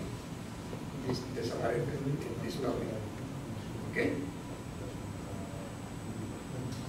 Le modèle actuel, naturellement, c'est que tous les morceaux de toutes les rues, ils sont reliés avec la mobilité du trafic. Et les solutions, nous les connaissons. C'est une cellule le plus typique et connu à notre ville, parce que pour la pédagogie et pour faire comprendre quel que c'est de cette nouvelle cellule pour la ville, c'est ça. Mais si nous voyons ici en bleu, nous pouvons voir des géométries différentes et des surfaces différentes, parce qu'il dépend de la morphologie en chaque cas. D'accord? Mais c'est très facile de comprendre, parce qu'à la fin, nous avons ici la situation actuelle, toutes les rues dédiées à la mobilité et le trafic. En ce cas, nous voulons spécialiser 2 rues pour connecter un point avec l'autre, ce sont les artères de la ville, connecté avec tous les modes de transport, c'est possible aussi pour la bicyclette, pour le réseau principal de bicyclettes, si la section est suffisante. Mais à l'intérieur, nous avons une transformation de les conditions de l'espace public qui est partagé. Et partagé, et tout le monde peut entrer. Mais la priorité est pour les piétons. Parce que la vitesse est seulement maximum 10 km par heure, qui est la clé. Et c'est la clé. Alors, il peut entrer ici la voiture à l'intérieur de la super-vélo, oui. Il peut entrer et connecter avec toutes les façades. Ça veut dire que la flexibilité est totale. Mais quand il entre par ici, par exemple, avec un boucle, il fera qu'il sorte, mais arrière le point d'entrée. Ça veut dire, si la destination, il n'est pas dedans, alors c'est imbécile, stupide, entrer. Et alors, nous, la réduction de les voitures est pratiquement les 95%. C'est pratiquement total, parce que si vous avez la destination à l'intérieur, bien, mais sinon, non. La bicyclette et les mouvements à pied, le piéton, il peut aller dans les deux directions. La voiture ne peut traverser les super-vélos. Les transports publics aussi. D'accord? Les périphéries de la super-vélo, 400 ou 500 mètres de côté, c'est une distance qui nous permet à nous avoir toutes les variables contrôlées que nous voulons contrôler. Par exemple, à niveau de la conscience, à niveau de notre monde, nous pensons toujours avec le temps. Et quel est le temps d'un voyage autour d'une surface? Dans le cas des mouvements à pied, si le bloc, si le îlot est de 100 mètres par 5 mètres, le temps pour faire un tour autour de l'îlot, c'est similaire à le temps que nous avons besoin pour faire un tour autour du super-îlot avec la voiture, parce que la vitesse est 5 ou 6 temps plus rapide que la vitesse à pied. D'accord? Alors, c'est une question psychologique. Je suis psychologue.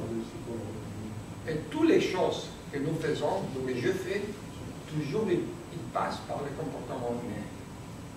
Ce sont questions très très claires. Alors, une autre chose, si la surface est plus grande, nous devons donner les services pour le transport en commun. Et alors, l'arrêt de le réseau de transport en surface doit être moins de 300 mètres de quelques points. Veut dire alors que nous avons une restriction.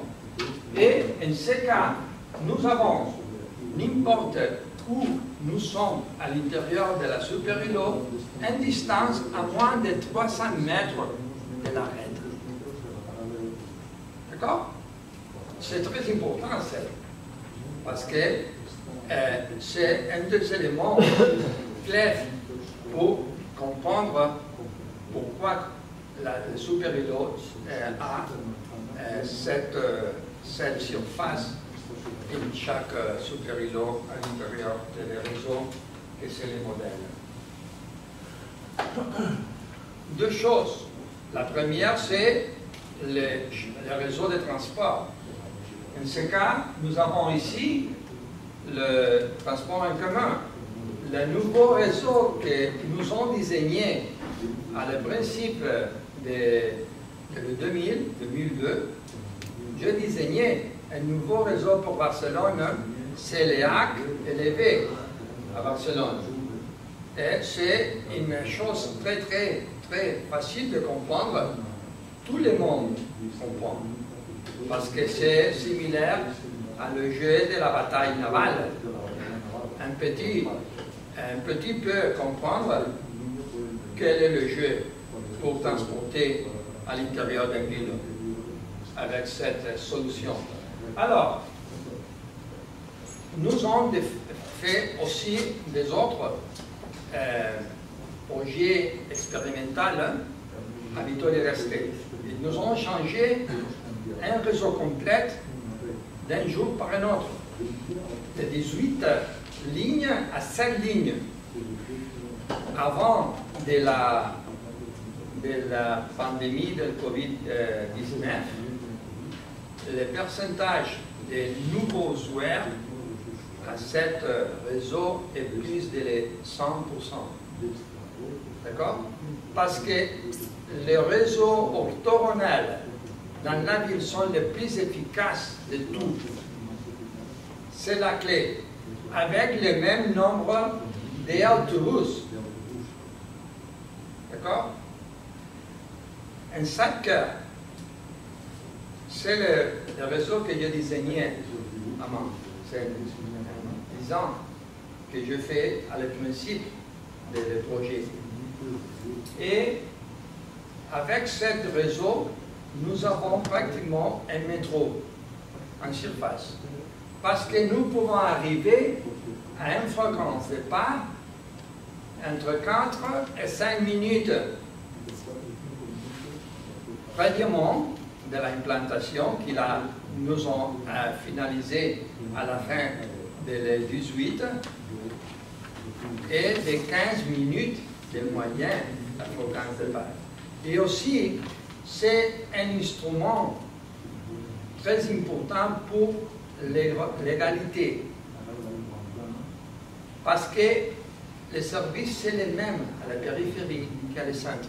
Tout le monde a les mêmes solutions, les mêmes fréquences, les mêmes vitesses, la même distance à l'arrêt.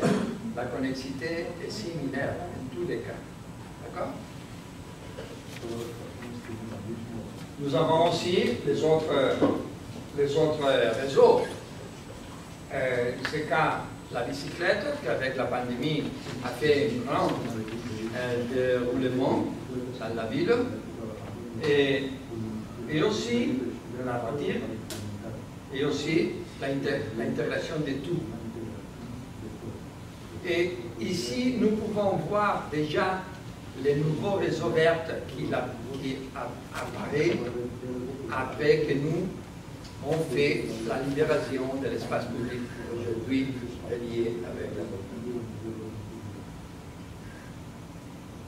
C'est la bicyclette, pour moi, doit être le véhicule plus important électrique dans la ville. Et en ce cas, nous avons fait les fonctions pour démontrer que quand une bicyclette qui va en 30% plus, avec une vitesse plus grande que la voiture, que la bicyclette normale, classique,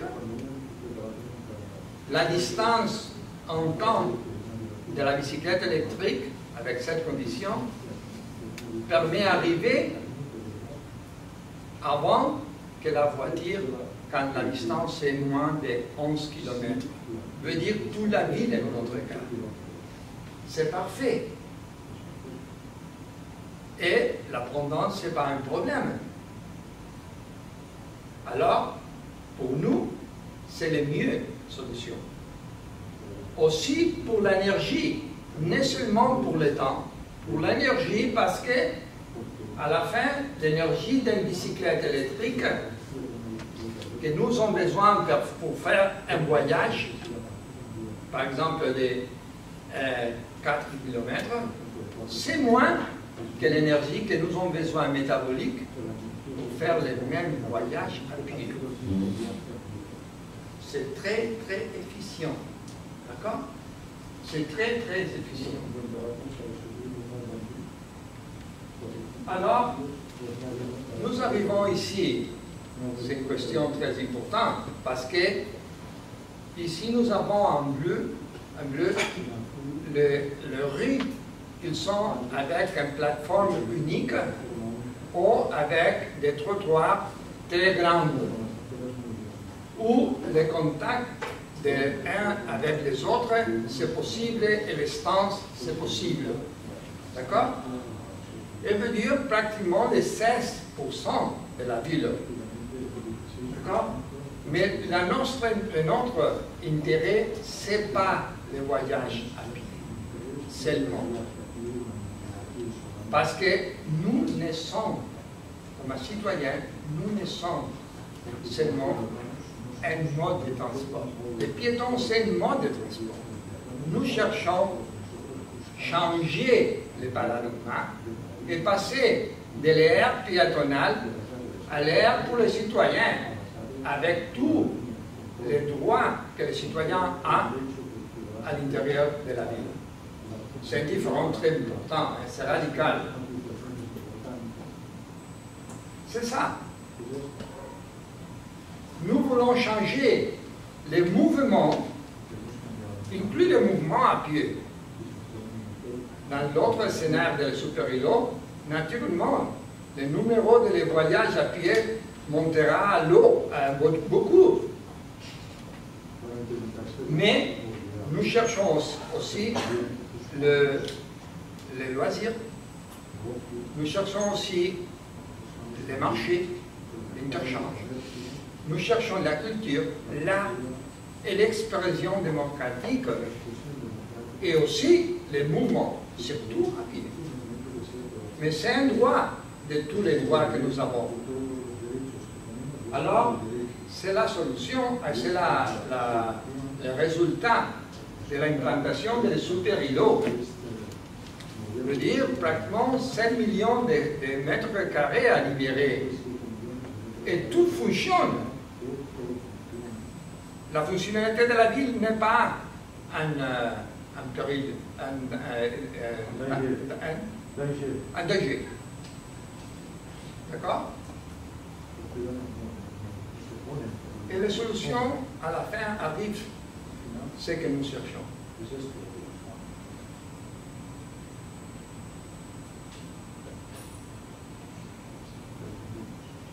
Et nous arrivons, dans le cas des tissus, des chambres servantes, et nous pouvons libérer 163 nouveaux places de 2000 mètres carrés. 2000. C'est plus que la majorité des places que nous avons à le quartier de Gratia, très connu. Alors, ils sont à côté de notre maison. Par chaque super-îlot, nous avons 4. Avec la proposition nouveau de la mairie, aujourd'hui, il deviendra seulement 38, 963. La division, c'est par 4. Attention, avec les axes verts. D'accord?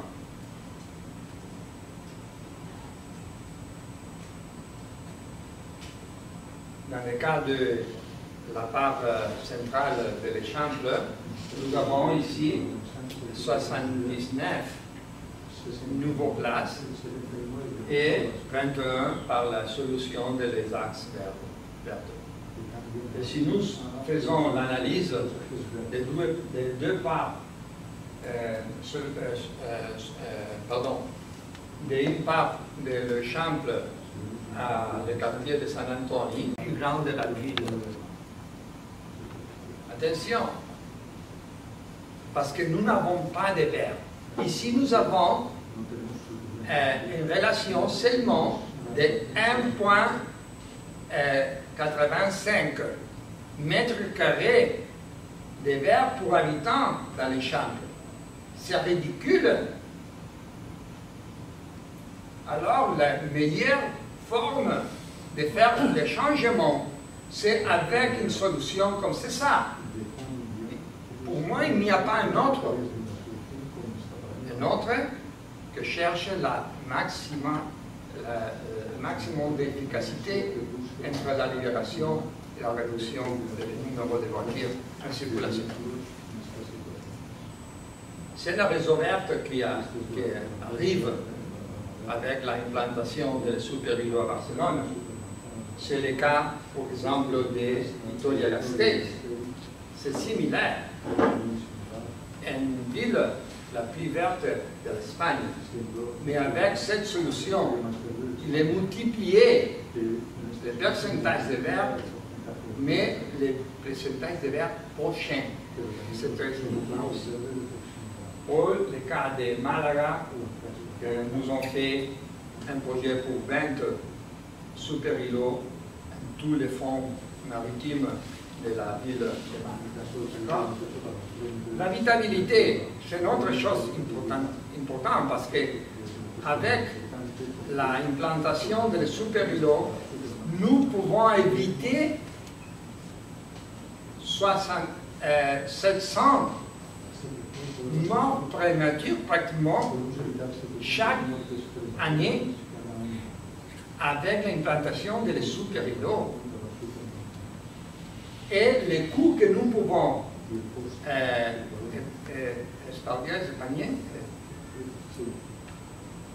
pratiquement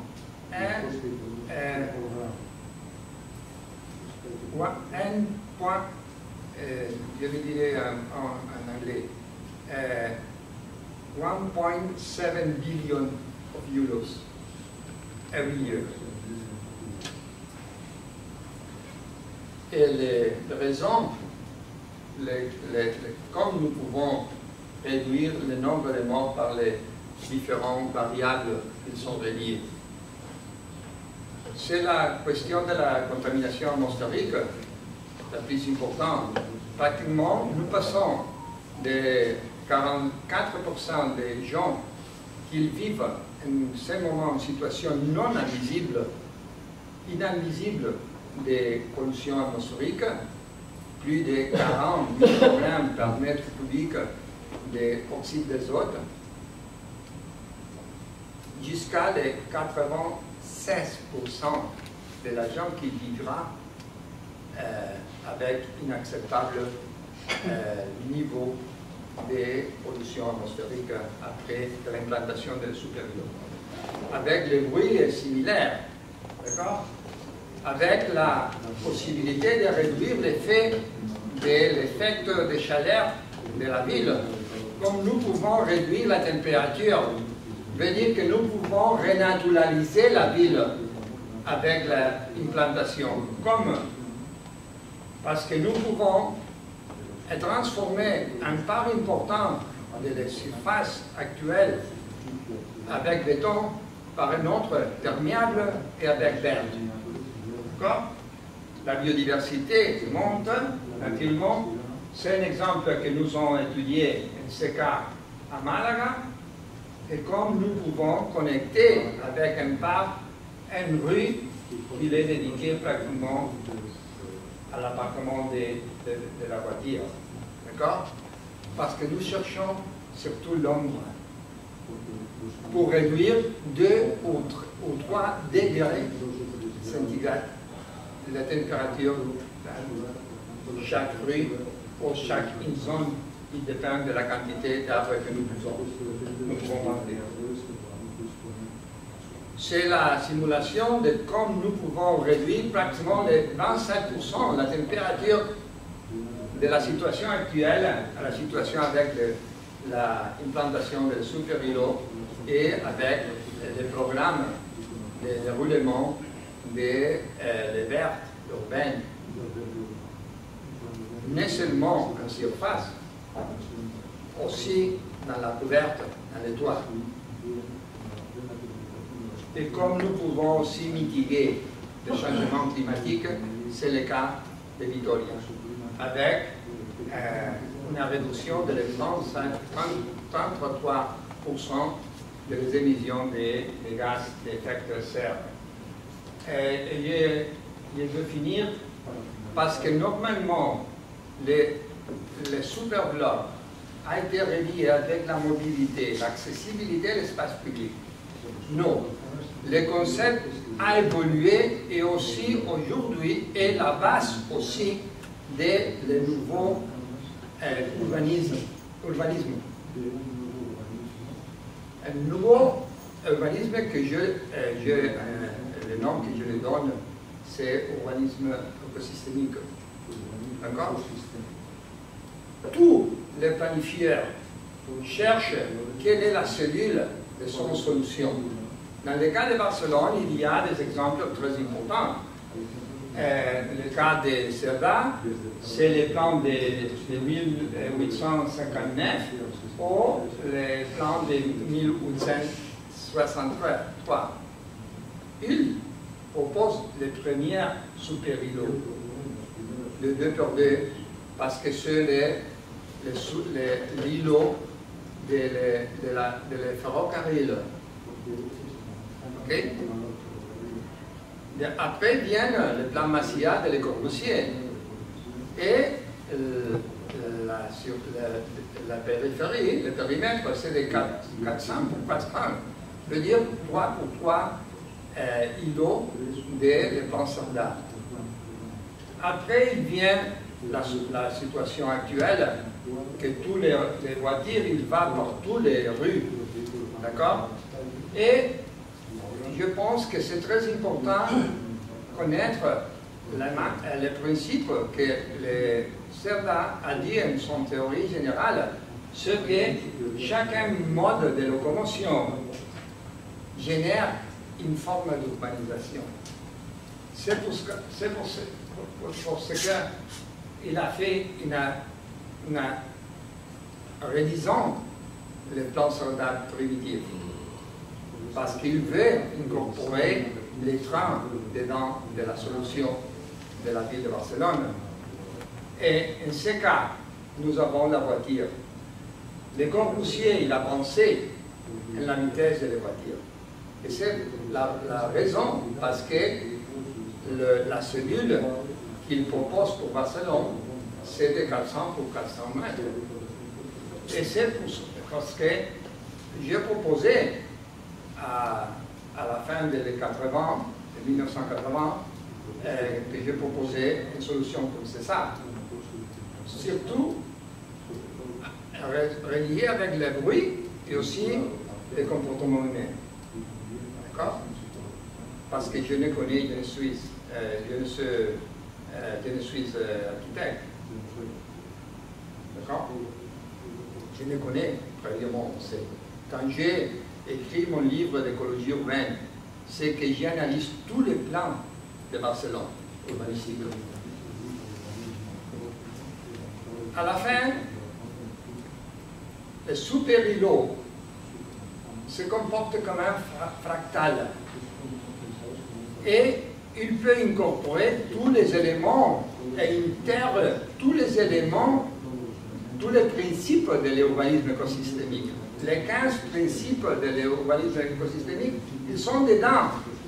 Il se peut dérouler à l'intérieur de cette cellule.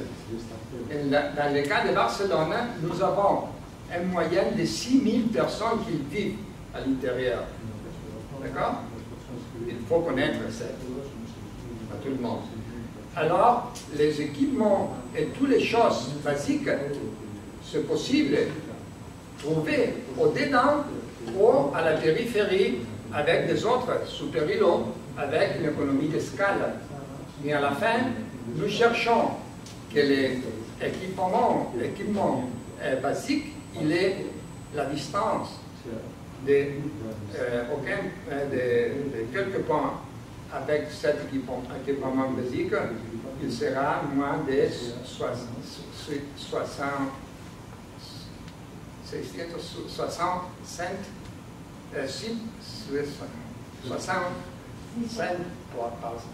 mètres de distance. Ok? 700 mètres. 600. Pardon.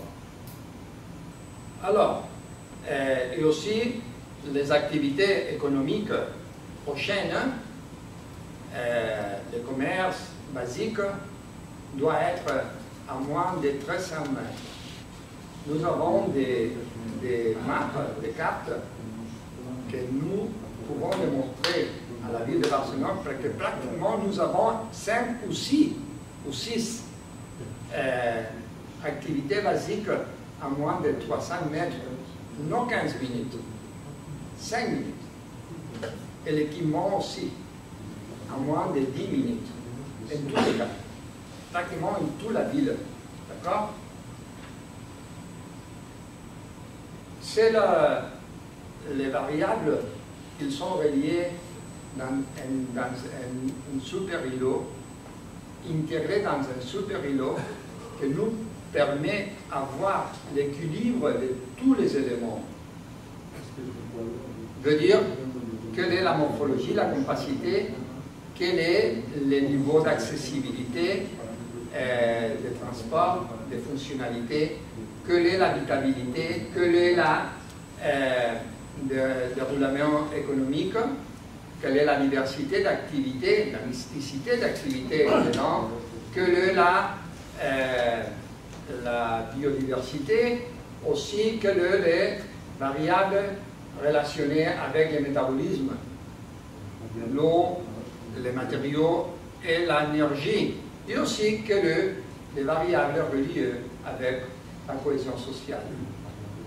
Tous les éléments, il peut connaître quel est le niveau qu'il a 7 niveaux, ils sont reliés avec les autres, avec des formes systémiques.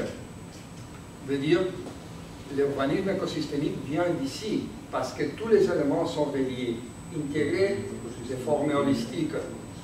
D'accord? Alors, c'est pas une proposte finalisée, non. C'est le début. C'est une question pour mesurer, simplement. Ce n'est pas un objectif en si même. C'est la possibilité de connaître quelle est la distance entre la réalité que tu as ou que tu projettes, parce que c'est possible de simuler 7, d'accord, avec un modèle que nous connaissons que c'est écosystémique.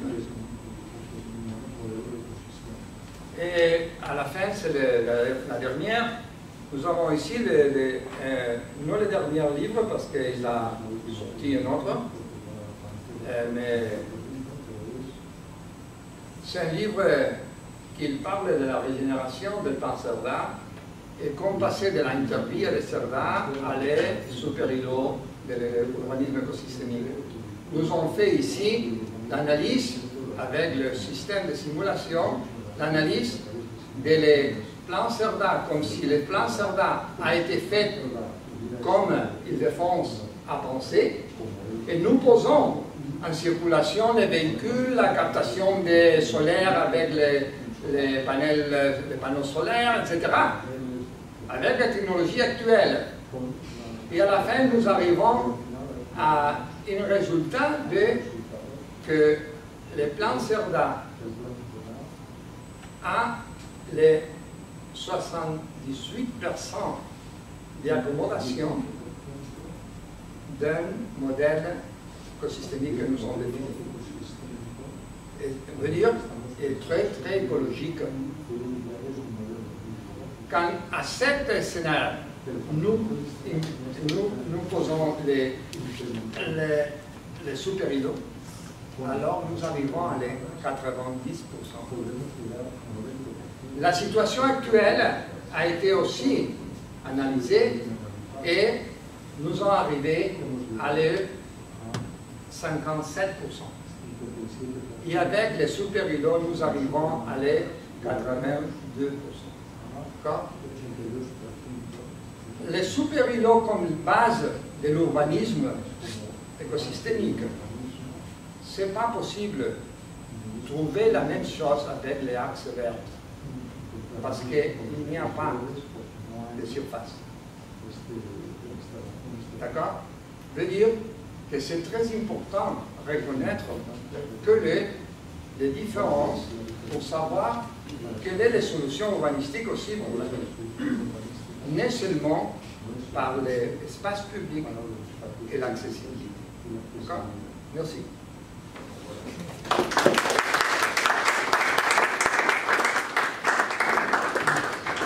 Gracias, Salvador. Sí. A nivel de horario hemos tenido un poco de decalaje, pero en cualquier caso vamos sobre la marcha y diría que guarde una pausa. Vamos, quien quiera tomar café, pero haremos una breve pausa antes de la intervención de Xavi Matías, arquitecto en CAP del Ayuntamiento de Barcelona. ¿Hay alguna pregunta que luego, yo no sé si Salvador se quiere, podríamos acumular al final con un cierto debate? ¿Sí? ¿Parece bien? ¿Perdón? ¿Pots quedar al final? Sí. Bueno, pues si os parece, hacemos una parada de 5 minutos y luego seguimos con Charlotte. Podemos tomar un café, respirar un poco, salir, ¿no? Ir a hacer funciones metabólicas, ¿no?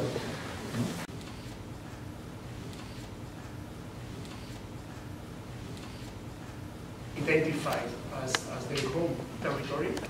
And it's very interesting to realize that when there is heavy traffic, the home territory for people is only their home, only private space. But when the traffic is slowing down and is generating a moderate traffic or even a light traffic, the home territory that people is understanding that they are the extension of their own dwellings, it's bigger, it's higher, and it integrates the street as their homes. We could say that Barcelona is a good city, we could say, because there are high density, there is capacity, there are good urban farming conditions to understand that the streets could be a very good place to live in. But the reality is that Salvador talked about this issue before. We have a really important problem about mobility, about our model system mobility. The urban morphology, the urban fabric, basically in the Champla with this regular grid, has generated this kind of highway crossing the city every day in this sense. So the figures tell us that there are more cars crossing the street every day.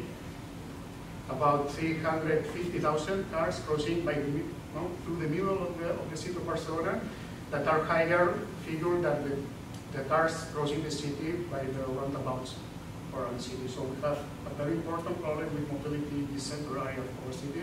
And of course, it has a translation in order to generate more air pollution. So the picture on the right is showing us that we have a problem with mobility, but of course also with the air pollution and acoustic pollution, of course, also in this center mobility. And there is another very important thing about Barcelona that, and Salvador told about as before.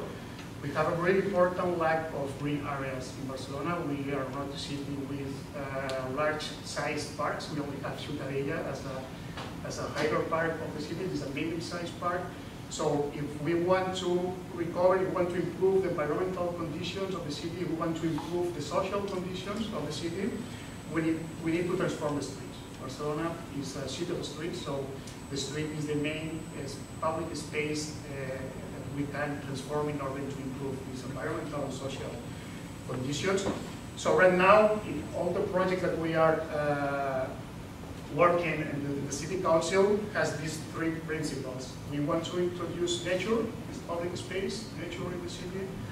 There is absolutely important and essential to promote the proximity, the short distance of city. I mean, also this kind of daily life approach to the public space design. And of course, we need to change also the way that we are doing the projects and the transformation in the city. So there is very important to generate these collaboration processes, participation processes in order to to generate a new consensus, we could say, this kind of transformation. Superblock model, Salvador told us really right before. These are another pictures about the first pilot projects of Superblock Barcelona. This is in the Sant Antonio neighborhood, one of the one that Salvador showed us before. There are, of course, physical transformations, really important. There is nature increasing in these areas. We could say, conquering the asphalt and transforming these with new materials, new environmental conditions. But there is also really important improvement in social dimension. So in Sant Antonio Superblock, before the project of Superblock, there were less than 5 social activities in the streets. I mean, fairs, sport activities. After the Superblock, the social activities increased to more than 30 activities per year in this street. So the change is really impressive in the physical way, but also in the social improvement. There is a very important idea beyond the first concept of Superblock. The idea is not only to improve this kind of inner spaces that are we freeing up from cars. The idea is that we need to transform all the streets in the city, not only the inner streets in the Superblock area. We need also to transform the streets on the perimeter. So the idea is not only to transform this third one category of the streets, the green streets of the neighborhood streets, that are being transformed from this situation with cars and really narrow pavements to this another situation with the entire space, the entire room for people and social activities. We are also transforming the other categories of streets, of course, the bicycle ones, that are the streets that need to allow the passing through traffic all along the city, that are being reduced, the car lanes, in order to give priority to public transport, of course, but also to increase the spaces for bike lanes, and also, of course, improving the environmental conditions of these streets, and also this middle category of the street that we call the local one. This is the third category that allows us to introduce all kind of room that different urban services need in the city, like urban transportation, and so on. So there is a third category. So this is a very important idea. We are not only transforming the inner streets in Superblock, transforming this one in the green one, we are also improving the conditions for the rest of the streets in the city.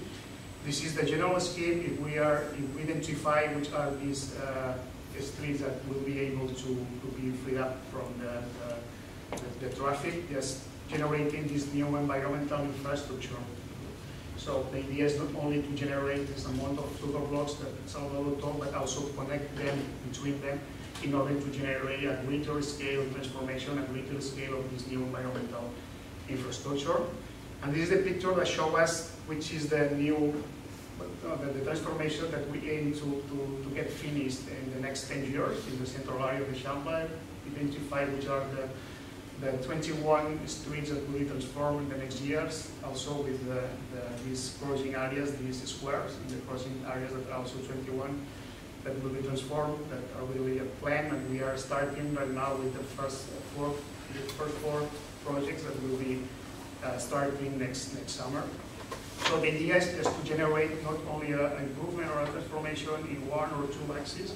The idea is to get this general or systemical transformation, approaching green areas to open neighbors in the Shambhala district. But we are talking about streets and ground floor.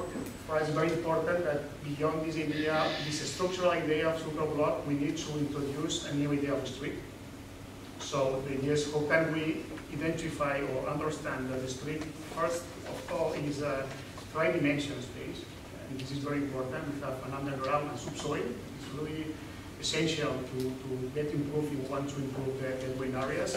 There is a ground floor level that is being transformed in order to improve the public space, but also is the level that has the commitment to generate this relation between the private areas, retail, or facilities, or even housing, in order to generate this continuity between private and public spaces. And there is a air level, canopy level, that is also really important. So the idea is to understand the street as a three-dimensional transformation, as an impermeable structure. The street is not a U.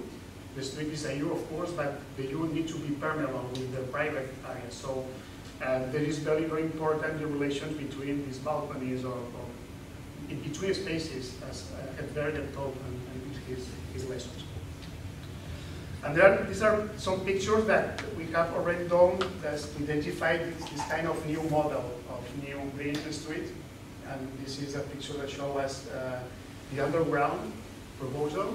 So it's really important that if we want to increase the number of trees of the street, but basically to improve the natural conditions, the quality of these streets, we need to improve the subsoil, the underground. So we are expecting to transform about 40% of this underground in order to improve or generate better conditions for the greenery in the city.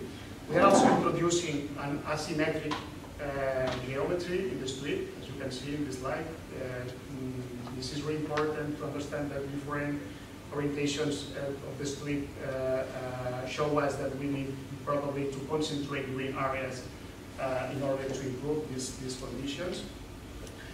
We are also introducing new mechanisms of improve the water cycle management in our city. This is a really essential issue in Barcelona. We need to increase the capacity of retaining water when we have really hard raining episodes in our city, and we want to use a better or more efficient seaway system. So we are introducing about 6 suits. Urban drainage sustainable systems in the streets. So we are aiming to introduce 6 of these kind of systems in every stretch of every street in order to improve this capacity of water cycle management. And we are working with a strategy in order to concentrate the green areas in the city, so avoid this excessive fragmentation of the green areas.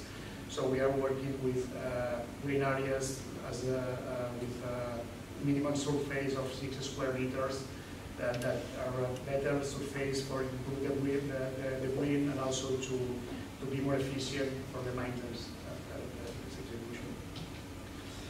On the ground floor, very important, we are changing the mobility management. So in green arrows, we are indicating which will be the way that the pedestrian will be able to cross the streets. If you have been walking for the Champlower fabric, you probably have noticed that in every crossing area you need to make this kind of turn the right, not in every chamfra.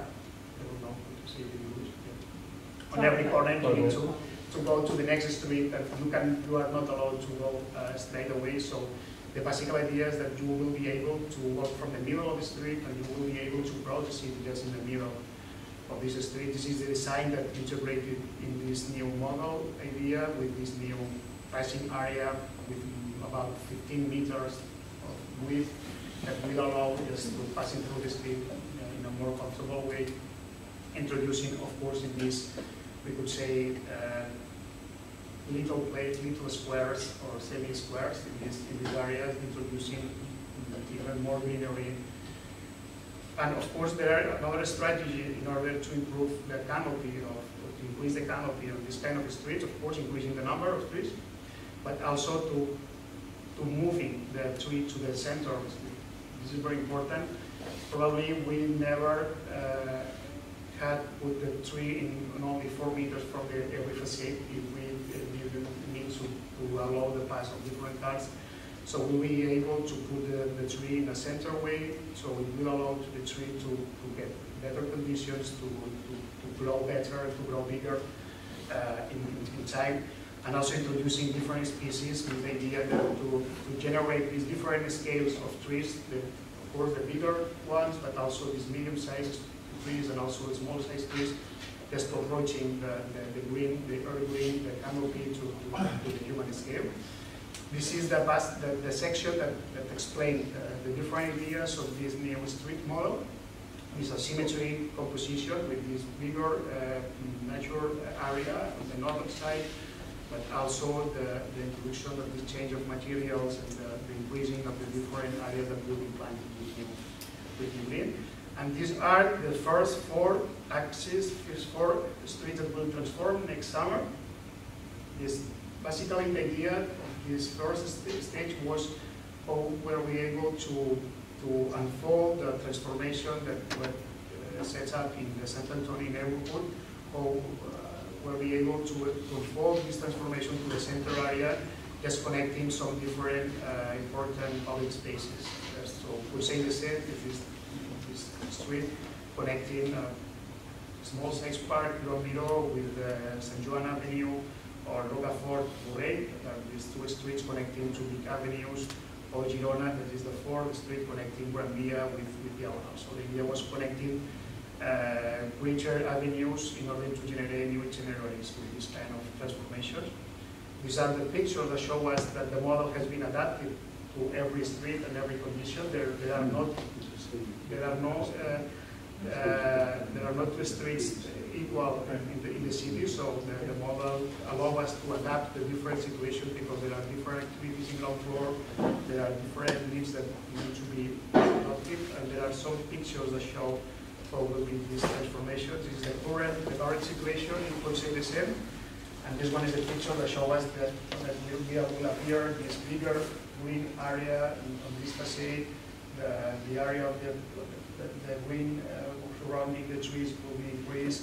There will be only one level, just a unit level proposed street, and it will be really easier to walk from the middle of the street. And let me show you just briefly some pictures about the transformation that will be set up in the these four red crossing areas that probably will be the more significant transformations, because if we can focus in the first one, the crossing area between Rocafort and Paris-Est. There is an idea to introduce in a bolder way more green area in the center of this square.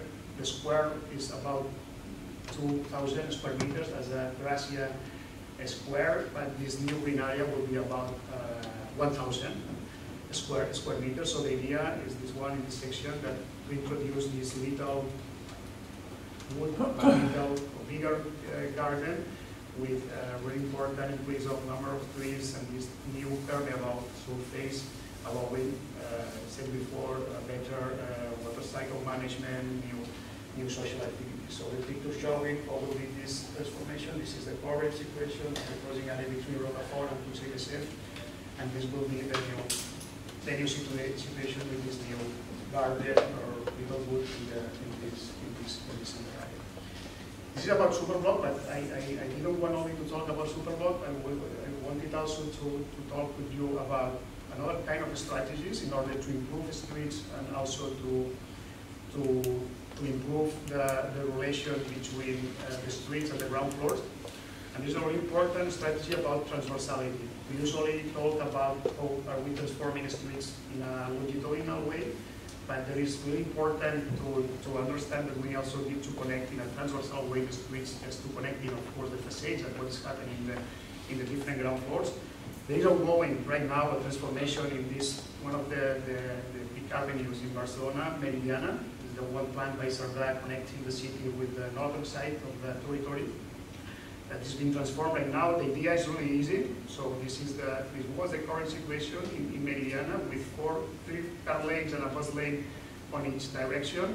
So the idea is introducing a new pack of bike lanes and green area with 2 lines of trees that will be planted that reduce the car lanes and introduce this priority for the bike lane and increasing the green areas. I think that is important strategy also that we usually don't talk about this transformation of this really long, huge avenue is the need to introduce in different spaces of the avenue a new central area in order to reconnect or to make it easier the connection between the neighborhoods that has been separated for a long time. So we can see in this area, this red, we usually talk about is the same situation, this little island in the middle of the river, that's trying to reduce the length of the different bridges, so it make it easier to cross from one side to another.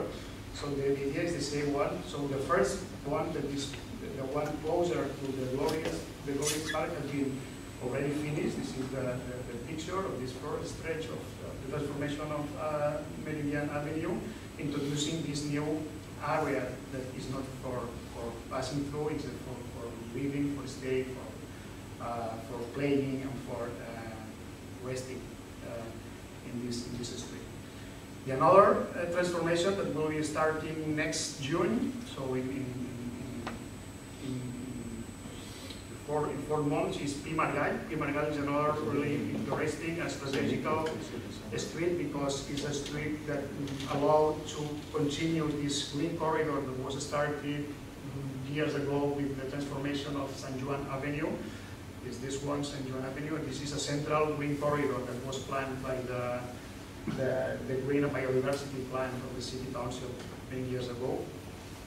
And this is a really interesting and strategical corridor because it's connecting presently the Ciutadella and of course the light post of the city with Ciutadella Park with the northern side connecting the different hills, Tres Turons and Collserola at here.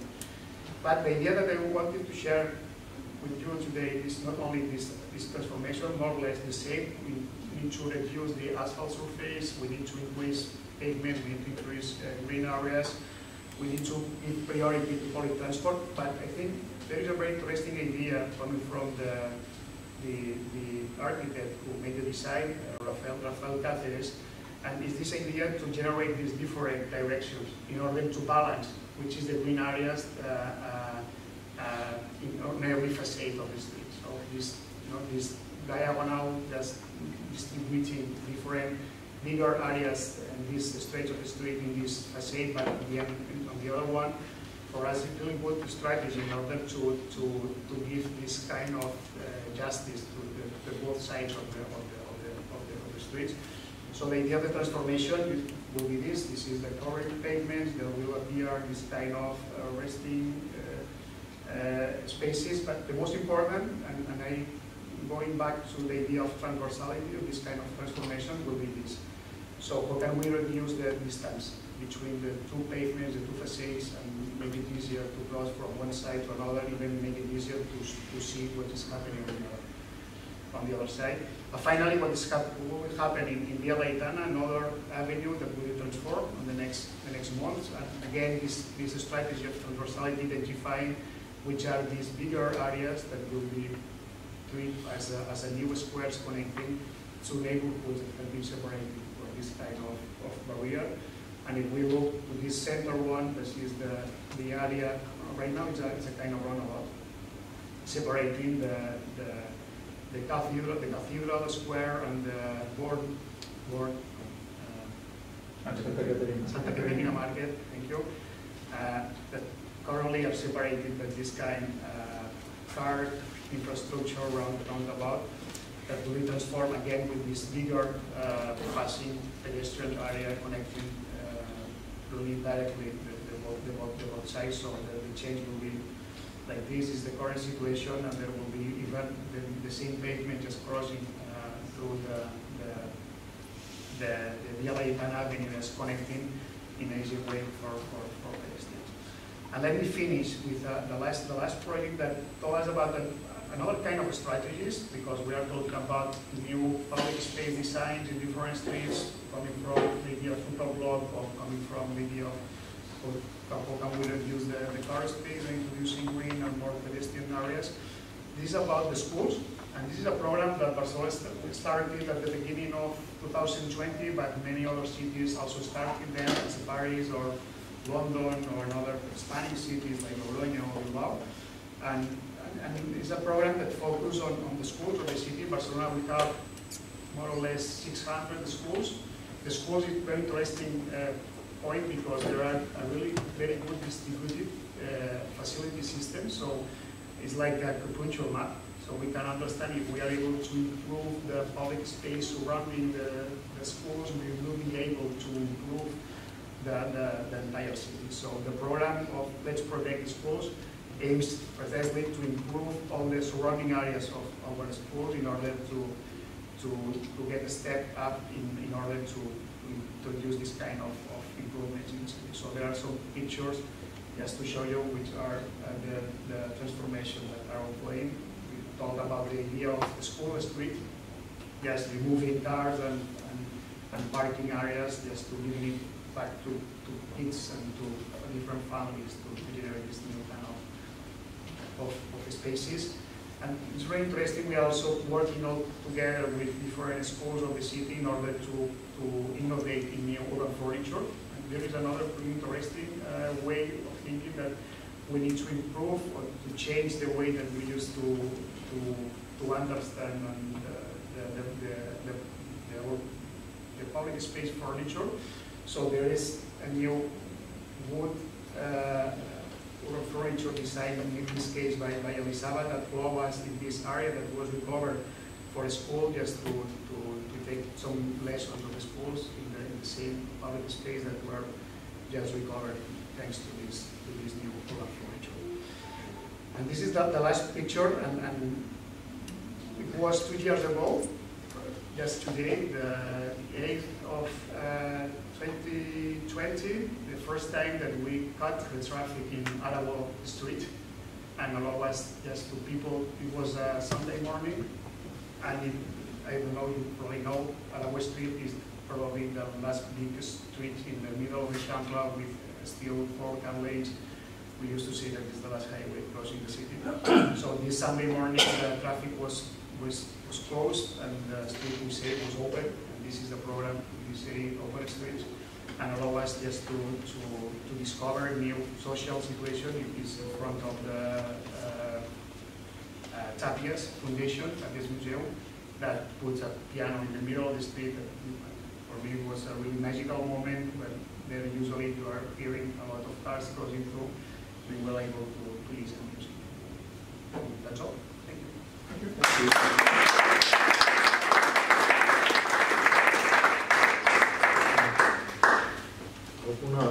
¿Alguna cuestión, alguna pregunta? Vamos con un poco de decalage, pero no importa. A las 7 vamos a acabar, hasta que vamos a restringir un poco el debate. ¿Alguna pregunta, alguna cuestión? ¿No? Yeah, I have a question. Sí, por favor. Thank you first for this very interesting presentation. You mentioned something about the transversal connection between the buildings and the green spaces. You mentioned something about the transversal connection, this transversal continuity of the green areas, not only this longitudinal piazzas that you are creating, but the transversal connection between the buildings and the street itself. Have you thought of any actual strategies that would logistically work in this kind of situations where this transversal connection would be created with the facade, for example, or the courtyards of the city and the street?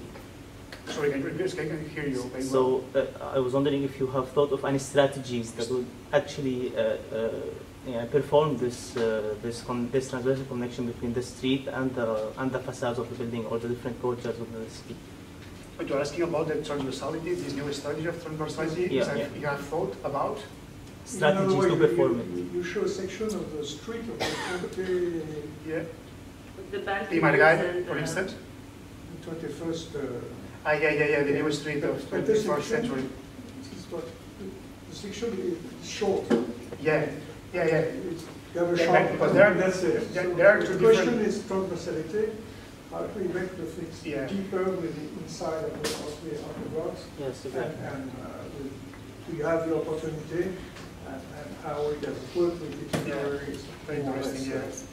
We're asking about the strategies about how to engage the relation between the private activities in the ground floor and the public space. Yeah. The changing of the system. We are managing a real risk that we have in Barcelona, that this kind of transformation maybe can produce a loss of local retail and change the local retail for new tourist activities. So we are also working at the same time with different use planning in order to protect this kind of local activities, local retail activities, and trying to avoid some kind of transformation that another times happened in Barcelona, that after an improvement of public space, there were absolute substitution of local retail for new restaurants and bar activities, just targeting tourism.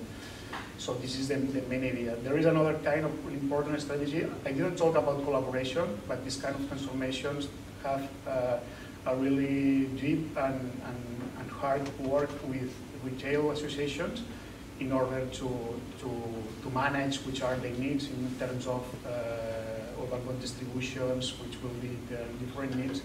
So we are really doing a really hard effort in order to incorporate the needs of this kind of activities in ground floor, mainly retail ones, in this kind of transformation. Thank you.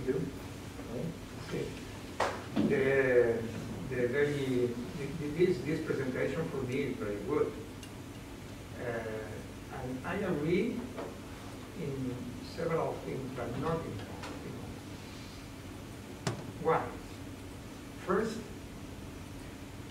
I think the solutions of the green access is the typical pedestrian street, because they make lines, not areas. And for me, very important.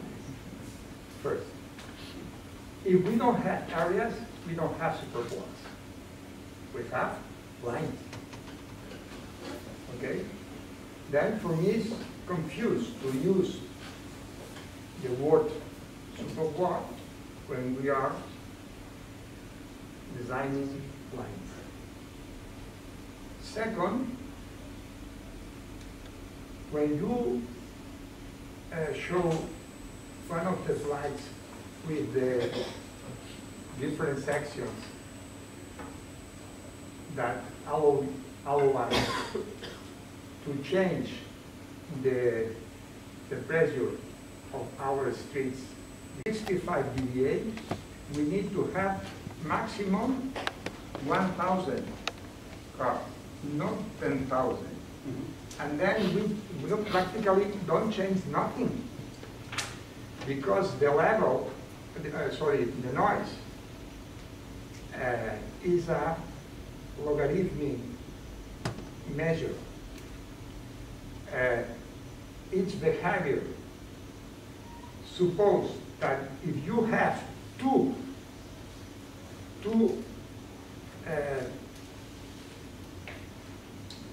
elements with noise, for example, 60 dBAs and 60 dBAs, the addition is only 63, no 120, it's 63.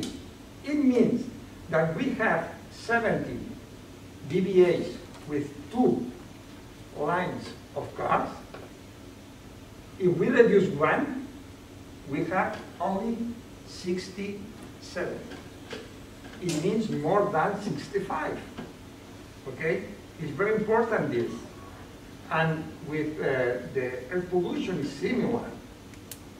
Then it means that we don't reduce the noise that we want with the solution, and we don't reduce even less air pollution with the solution. We need to looking for something more. If not, we stay practically in the same place of carbon. Okay? This is very important. 3, I think the diagonals must be practically all in grid. Without buses, without cars. The solution of the Mistral Avenue is a very good solution, because we only have two paths, two lines of 2.5 meters in a service line, okay, to arrive to the parking, even for delivery. But the speed is 10 kilometers per hour. It means that we have a very peaceful space with a wide similar to the Margaret. I think it's a very, very wrong solution to put inside. I know that we fight to make disappear this buses, but if not, we don't have the green corridors that we need. Okay. when I was the director of the Barcelona Ecologia, we designed the corridor for Barcelona. And one of these was one of the most important and the first right now. Okay?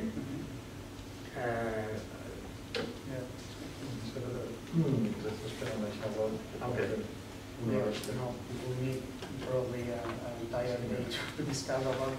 I just say that I completely agree, so a lot of you already know about that, but we need to manage with reality and to make it possible every day.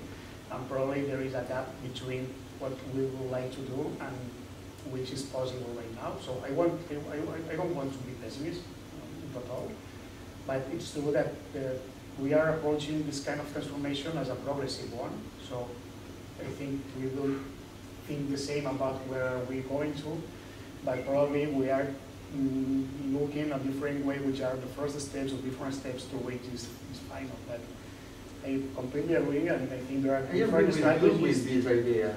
But I don't agree when you put in a urbanism plan, like the 22 Act, the structure of the... I know. This is the, for me, this is the problem, because it is structural. Not the solution of the Conseil de Seine of the green access in the because this is the first step. I agree. The first step and coincide practically with the interiors of the superblocks. No problem. But when the step to include in a urbanistic plan, then the problem is very, very serious for me.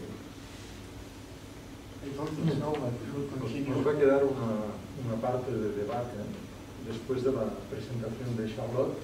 Yo creo que debemos agradecerle, ¿no? Pero tendremos una parte de debate. Será una parte de debate. Tu veux introduire Charlotte, peut-être ou David? Non, mais c'est très bien. Charlotte, c'est à toi.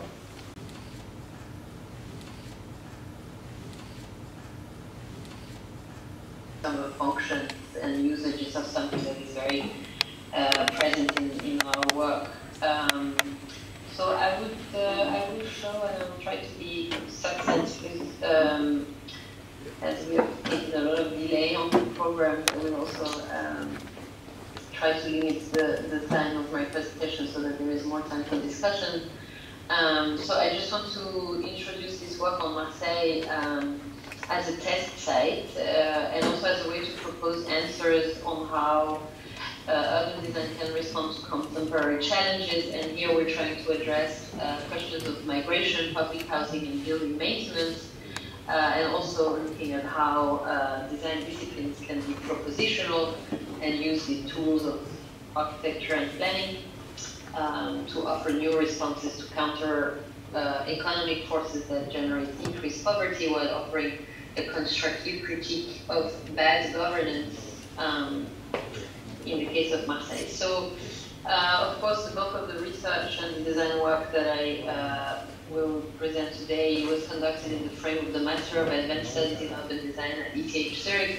So it's grounded in pedagogy, research design, and you know, kind of like institutional framework. So what you see here is, and perhaps it's important to mention that Marseille is also my hometown, so I have a certain intimacy with the topic. On the 5th of November 2018, 2 buildings, one of them which was public property, collapsed in the area of Noailles, which is a popular central district with the building stock from the 18th century. The New York Times dedicated to the drama a long article calling Marseille the French Detroit and highlighting bad governance for the lack of housing stock maintenance. And 8 people lost their lives, people that were coming from various places, Algeria, the Comoros, France, Italy, and Tunisia. Somehow what this devastating toll of urban decay reflects is both the diversity of the district, but also the hardship of living in Marseille, a harbor city marked by social struggles. So it's a city that is settled between the sea and the mountainous range of l'Étoile, a territory that is strongly marked by topography and hydrography, and also a social and economic landscape that combines a kind of a terroir situation, a productive hinterland, or what it used to be, and the city harbor, basically. So it's a harbor city with a perceived proximity to the African continent, from where it drew commodities for industrial economy via colonial activities. It's a trading port with a constant flow of people and goods that have shaped the physical, social, and economic geography, in particular the successive immigration waves of the past century. And as the harbor expands north of the city, its industrial enterprises, what you see here, sugar, soap, and tire factories, and in the background, the mountainous range of l'Étoile. This economic boom also fuels migrant labor, Italians, Spaniards, and Corsicans, as well as forced migration from the colonies. People who would then settle in the northern peripheral areas of the city, and on the opposite side, basically, the bourgeoisie starts to establish itself in the southern districts. So here you start to see a kind of economic geography that established itself. From then on, you have a migratory route that was relatively continuous. After 1918, Russians fleeing the October Revolution, Armenians escaping genocide, Spaniards leaving Franco's dictatorship, and then post-World War II, employment migration from colonized North African countries, and around 1960, post-colonial migration with the thousands of pieds noirs, the French colonists that leave behind Tunisia and Algeria becoming independent, along with the Harkis, which are the Algerian natives who have fought for France, and with the last and somewhat ongoing wave from 1970s onwards, hailing from Comoros, Africa, and most recently Syria. Now there's an urban counterpart to this migration history. Post-war, whole of France was experiencing close housing shortages, and no homes were constructed for these incoming laborers or their families, who clustered in simple provisional housing and transit camps, what you see on this map, very much located on the north of the city, as well as in Bidonville. The northern neighborhoods, so where the harbor is, which was already home to the industry, the working class, the precarious migrant workers and their family, also saw the construction of 90% of the city social housing project. And then this is now also what is identified as zones sensible, difficult areas. And this modernist estate, Grand Ensemble, as they are often called, located north of the city, were first populated and intended for French lower class citizens, whom as soon as they gained financial stability and access home ownership vacated the blocks, and migrants or, let's say, freshly arrived population moved into long-coveted HLM apartments like Paris-Est. Or like Castellane or Félix Piat, here that you see on this kind of typological studies of urban form that is coming from this book I just mentioned. So along with Euro-Méditerranée and Noailles, which we consider to be contentious sites for which we have developed urban design schemes, we also look at Paris-Est, which is the most remote residence at the outside of at the administrative limits of the city. So Paris-Est is a large housing complex comprised of 9 buildings and 753 units behind the Hôpital Nord, so very far out. And while from the flats you enjoy probably one of the most amazing view over the city and the sea, the estate itself is very remote and partly connected to the center. And Paris-Est has seen its population change over the years from this French lower middle class, sometimes Indochine returns, to North African immigrants, Comorian, Sub-Saharan migrants, and Middle Eastern refugees. And as maintenance costs rose and residents' average income level decreased, the co-ownership, building management accumulated massive financial debt, and the estate decayed, intensing drug trade and squatting.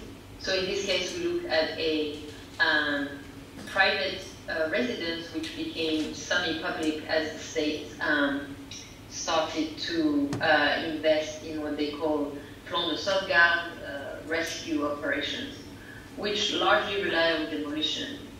So what this plan here foresees is a central road that will cut through the complex and the demolition of 2 existing buildings. What you see in black on this axonometric view, the one in the middle has already been demolished. And this would be meagerly compensated by the construction of few new housing units. And in the current context of a shortage of affordable housing, one is of course left to wonder if reducing the number of available flats is a sensible action. And basically we argue that despite the fragile financial state of both owners and tenants, the complex presents qualities that are disregarded by the aggressive public planning approach towards this estate. So the project that I want to present here is called Petit et Grand Ensemble. So it's of course a play on word on Grand Ensemble. It's an urban design project for Paris-Est, which argues that while some of the Grands Ensembles, such as this one, are characterized by spatial exclusion, social marginalization, and degraded urban space, these conditions are exacerbated by the low number of older occupants and high maintenance costs. And this project introduced an alternative rescue plan model to the state's demolition policy. And it proposed to densify the estate with small-scale buildings and remodel the existing blocks to optimize their operability. So what you see here on this image is basically this kind of infill of small units, and also the idea that you would somehow introduce this kind of village-style activities on the ground floor of existing buildings that become permeable, offering to this neighborhood a more urban character with services, offices, and housing, and a possibility to, let's say, modify the form of these slabs by having an additional outdoor walkway to serve as terrace to the apartments and reduce the number of elevators to minimize maintenance costs. The idea is to densify the urban ground. The project argues that it's possible to create a negotiated small-scale neighborhood, ultimately pointing at solutions that are without demolitions. What you see on the right side is somehow then this denser kind of almost doubled slabs at a lower level. I want to talk also about Euro-Méditerranée, and of course, when we were talking earlier with Joan about the kind of modernist scheme and the way that we're dealing with development today, I think that Euromed is really a very good example of how we've learned not so much from the past. I think in this case it's a massive urban renewal scheme initiated in 1995 and located along the industrial harbor of the city. It's a government initiative. It's, of course, for those who are familiar with the French context, it's an opération d'intérêt national, so it's an eminent domain, as you call it in English, which resorts to legal mechanisms such as expropriation, even though out of the 7 billion euros in investments, 5 billion are from private sources. What you see here is the self-proclaimed Mediterranean eco-friendly district of the future, I quote, which is the second phase of the project. You can see in the background the first phase with the Jean Nouvel and the tower, and on the foreground what is called Smartay, a 14-hectare development, which will be extended towards the Marché aux Puces, the kind of flea market, which is actually more like a market hall, which you see on the right side here. And what is to be said about the neighborhood is that it currently functions as an arrival neighborhood, as it's called, which means it has immediate job opportunities in the market and port. You can buy there cheap food and cheap goods, and there's also affordable, if dilapidated housing, as well as some housing shelters. And so the Euromed project will affect old factories and these working class neighborhoods around the flea markets, such as the village of La Cabucelle, which was first inhabited by Italians, then Armenians, and most recently by sub-Saharan African migrants. So here again, not to reiterate, but tabula rasa is a policy. What you see in black is to be eliminated by the project. So if successful, the proposed development will remove some 5,000 people in this neighborhood to bring in 30 new residents in a kind of like dense and high-rise model. And in a way, what you can say is that these urban renewal methods destroy a historically active industrial district, and these arrival neighborhoods point at the social exclusion of local inhabitants and poor newcomers, exposing this population to an uncertain future. The project porte upon three port of entry, un quartier pour tous et tous, objects to the current model operandi of development and to the instant urbanism that is done without the inhabitants, and drafts a counter model, incremental and participative, planning a diversity of social class, density, and building types. So it's a critical reading of Euromed principle on the left that kind of basically does not work against the scheme, but with it and in a different speed. So the proposed scheme, as you see on the left side, regulates speculation by targeting different categories of developers. It argues that different actors have to be brought in, cooperative, but also the state and private companies, and argues of the need to preserve existing buildings to accommodate this kind of affordable housing, manufacturing, commercial activities, and public space.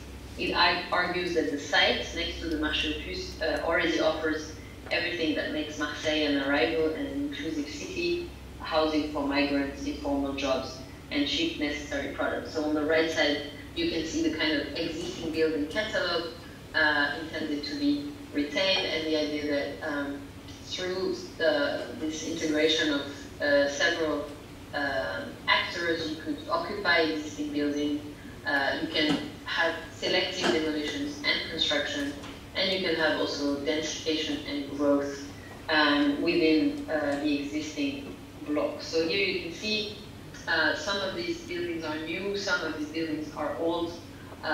It's basically about capitalizing on these existing conditions, injecting new working spaces and affordable housing, and it's the idea that the scheme does not detract developers, but instead phases the development of the area over time to also allow for existing residents and newcomers to live next to each other, and to also preserve existing qualities for people to arrive, settle, and stay, in a way objecting to what my colleague Raoul Merotra calls impatient capital, and in a way trying to come up with a more slow-paced form of development.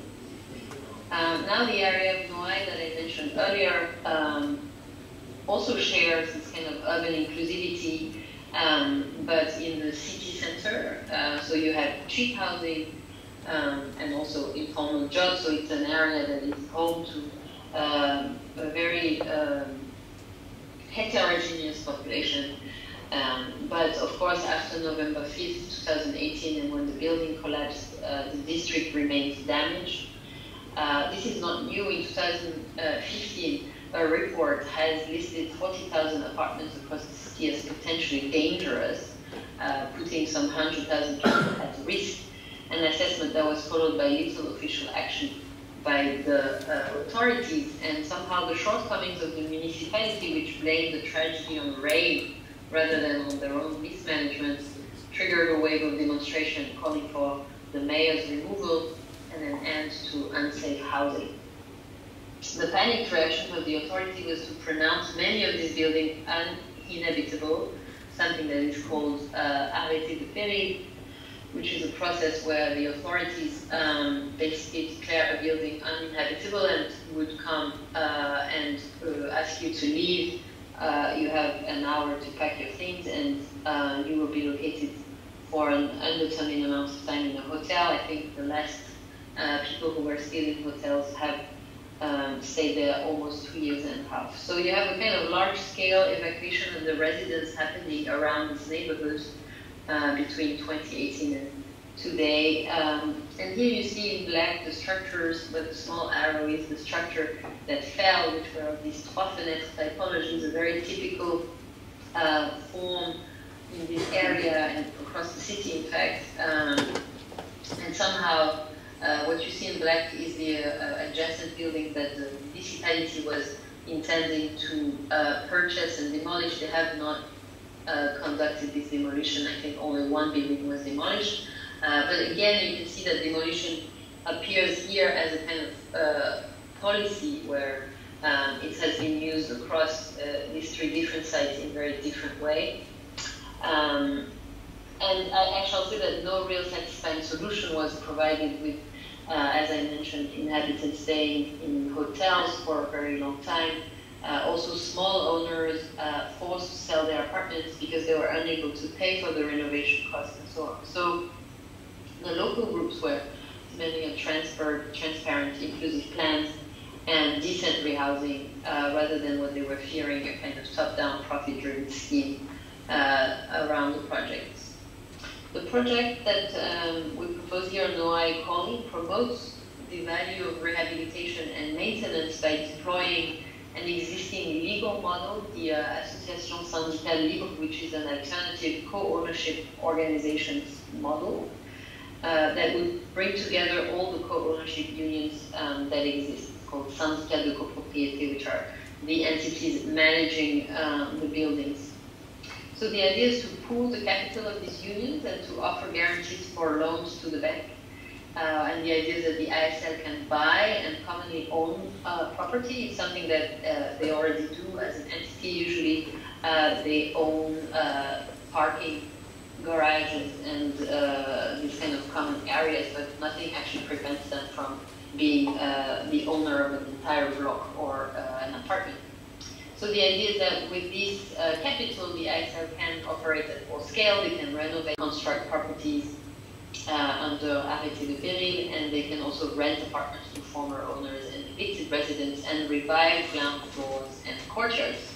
What you see here on the left side with the kind of îlot, the block situation, is something that this project takes very serious. So in a way, you can see that the idea is to renovate this existing stock without gentrifying it, and somehow this question of Rez de Ville is perhaps integrated in this proposal. It aims at also unifying this kind of interior courts and make them accessible.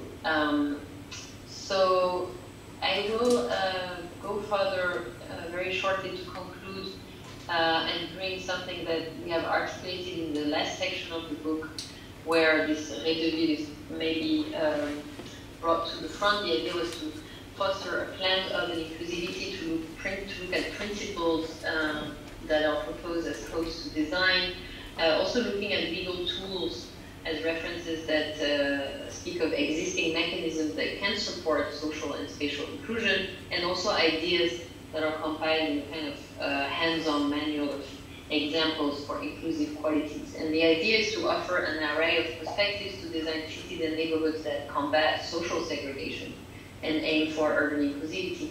So I've selected the ones that were the most salient to today's conversation, starting with the anti-zoning, which I think is interesting to kind of bring to the fore as something that is very much putting into question some of the schemes that most of us have been educated with and of course have grown to question, which is the kind of mono-functional zoning.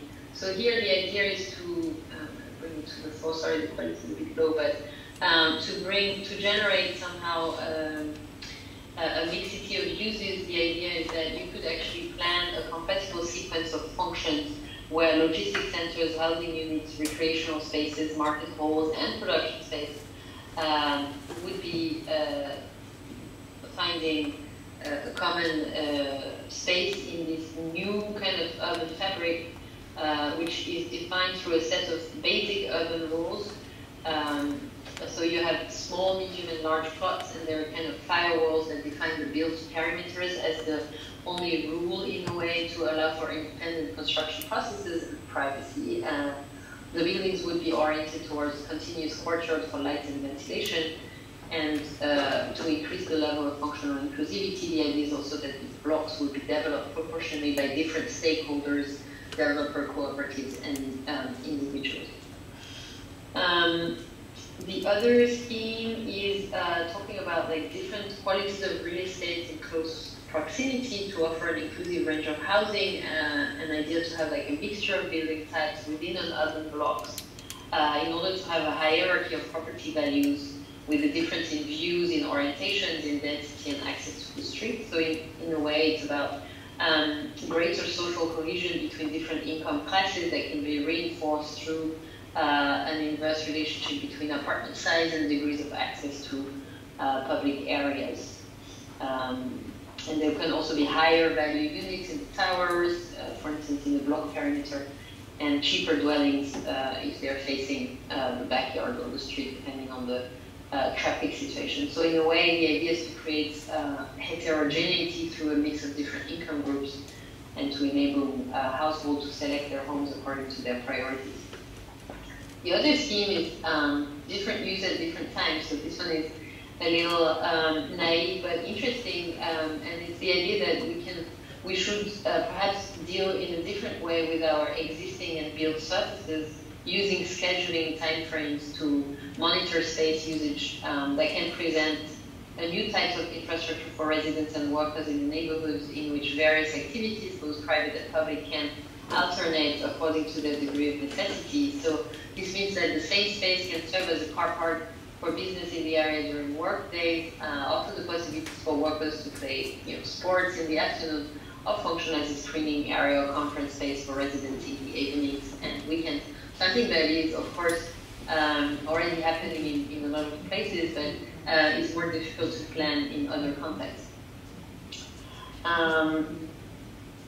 That is the project, that is basically the principle that we just talked about earlier with Paris-Est. So the idea that in order to bring a different kind of streetscape to the ground floor around this kind of existing slabs and large estates that suffer from this kind of urban form isolation, to create a kind of closer knit urban streetscapes. So the new buildings will basically offer a kind of smaller, perhaps an illusion of a smaller and neighborhood feeling, but the ground floor can become more permeable, vivid, and also work if the correct functions are brought in. So in a way, the residents of the low building and those of the slabs can use also this common public area at the neighborhood level.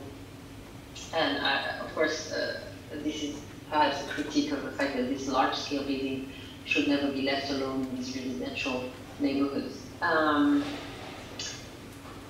This is basically the scheme I was mentioning today earlier with Noai, where you have semi-private courtyards. So the idea is that the way that these internal courtyards are used in a lot of situations today, and I know this is not the case in Barcelona, where the courtyards have different use, but in a lot of places, and in the case of Marseille, for instance, those are very much belonging to people, and they're not considered to be as something collective, and very often they're neglected, in fact. So the idea is to organize these courtyards in order to use their qualities and to merge them at times to make them into bigger spaces. And also the idea would be to promote their accessibility so they can be used by the residents of the block, who can then use them as collective gardens, for instance, or to organize outdoor activities, and they become also a tool for strengthening social ties and improve social life. So I end here. Of course, you can see that this is, as I said, like an idea compendium, so it's not going too much into detail in the ways that this can be implemented and produced in the framework of Studio. However, I think some of the ideas can be useful in the way that we think about how the city is made, and also challenge a little bit the way that some of our entry points into what urban design should be touching and what it doesn't touch is also part of the conversation, I guess. So I stop here and I stop to share here, and I hope we can have a new conversation.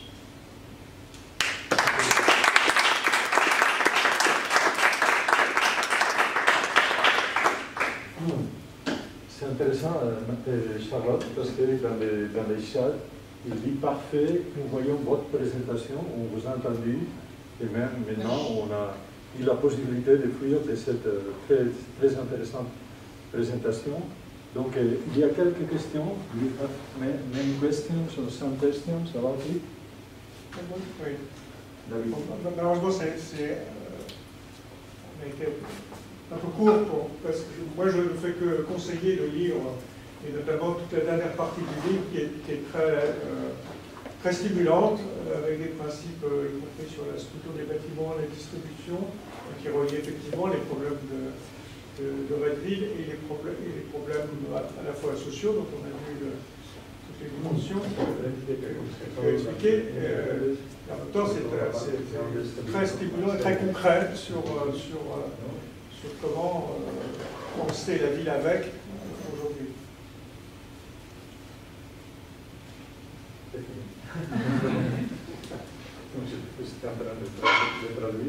¿Alguna otra cuestión? Bueno, si os parece, nos queda... C'est toi qui connais Marcel. Oui?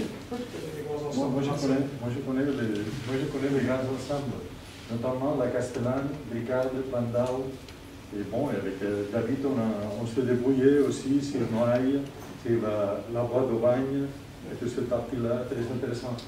Maintenant, on continue à bosser sur la démolition des tours et l'introduction des espaces dans la Castellane. Bon, quelques jours on en parle.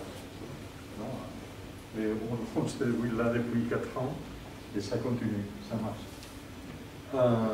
Si os parece, yo sugiero que abramos un turno de impresiones o de comentarios, ¿no? Peut-être on peut commenter en un quart d'heure. Après ce quart d'heure, on a un apéritif, on peut aller prendre boire un coup là à côté, podemos ir a tomar algo, ¿de acuerdo? Todos y todas, con lo cual, digamos, la jornada habrá sido bastante completa, ¿no?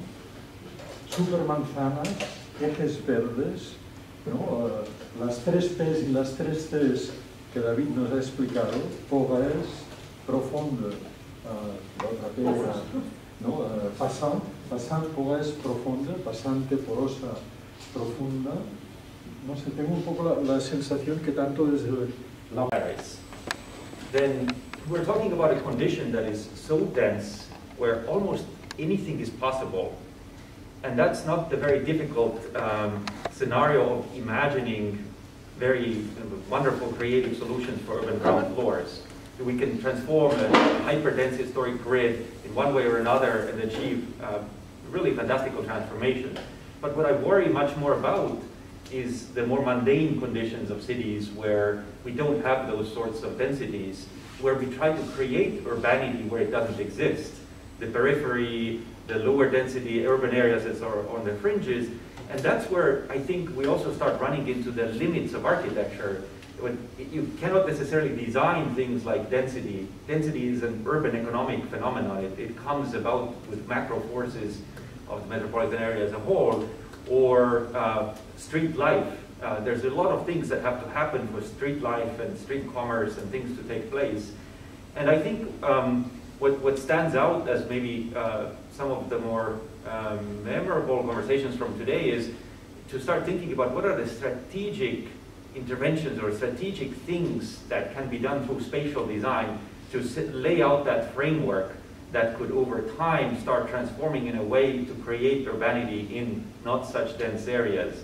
I really like, I think Juan also cited John Habraken, who's now in the Netherlands, but John Habraken had once defined urban design as gardening in a way, and said it's really like laying out the structure of a garden that will then grow, and you have no control how it will grow, and it will fill in and it'll take on a life of its own. And I think figuring out what are some of the strategic moves to create 21st century urbanity in areas that are not already hyper-urbanized is a huge challenge, and I would love to discuss more about those strategic approaches to do that.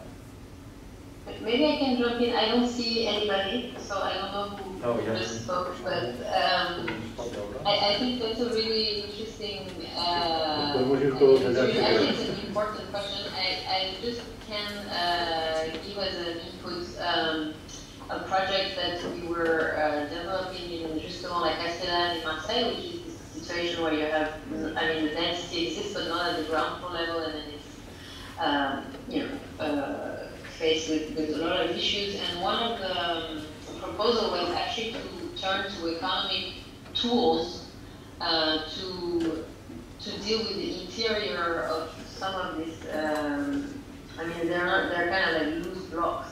But the idea was to use the format of the economic tool that you can see in the periphery, like the zone, no? The free zone, for instance, or the kind of port zones or the airport zones, which are this kind of suspended or very specific economical and even urban rules. And the idea that you would actually apply a kind of similar zone legislation over these interior courtyards of these grands ensembles, where in a way you would face the fact that a lot of informal activities happen there. I don't want to go into detail, but not all of them are drug related, but the possibilities of actually densifying yourself some of this area, or like allowing for a more informal appropriation of this area by suspending some of the rules, the same way that some rules are suspended in economic zones, was also one of the tools that we were curious to kind of investigate.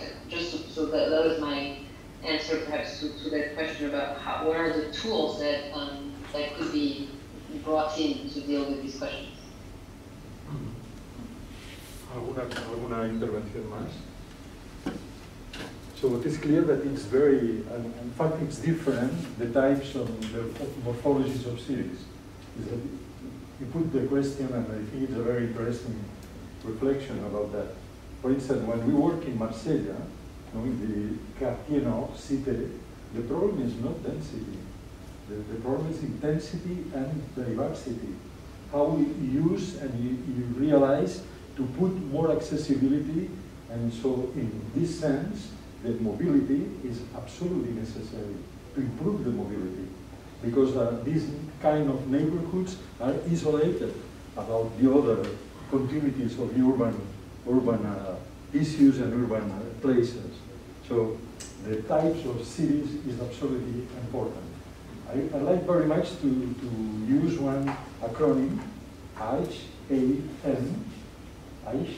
in Castellano, habitabilidad, no, in English not habitability, but A, activity, and mobility, HAM. And this HAM is absolutely different in the center of Paris, or Barcelona, or Vallès, or in the Cité Nord. No? So this kind of sensitive urban design is absolutely necessary, in my opinion. If I might just continue, one point that I think is maybe worth also pushing more in conversation tomorrow is a lot of good things in cities happen over long periods of time. And the built environment needs to be able to adapt, to conform to the demands and forces of the environment. And that is something that, because of how development works in the 21st century, we have maybe moved a little bit away from, because now you don't have a very fragmented pattern of small owners who have this evolutionary quality that can transform places over time. Oftentimes you have development units that are entire blocks at a time, with one developer owning the whole thing. And the kind of capability of such environments to adapt and become interesting over time is very different from what we got as a legacy from the past. And so to think about those strategies that enable urban design to also adapt in a way that creates things that are not necessarily designed, but that evolve themselves to become interesting over time is something I think really worth discussing, that would contribute to great rez-de-ville in cities.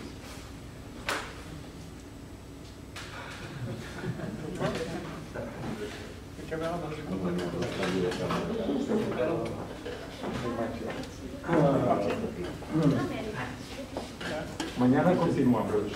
Yo creo que ha llegado el momento de tomar el alimento, ¿no? Sí, muy bien. Tal vez tú quieres cerrar. Would you like to add No, I think it's It carries tomorrow. I mean, we just started. Mañana nos encontramos a las 9 de la mañana en la Escuela de Arquitectura del Vallès, Sant Cugat. Algunos la conocéis perfectamente, el Joan Valero, por ejemplo.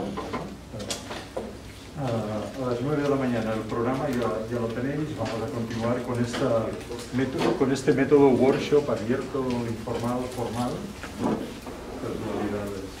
Muy bien, y ahora podemos todas y todos ir al segundo cubículo del bar, donde nos espera una copa, una cerveza, una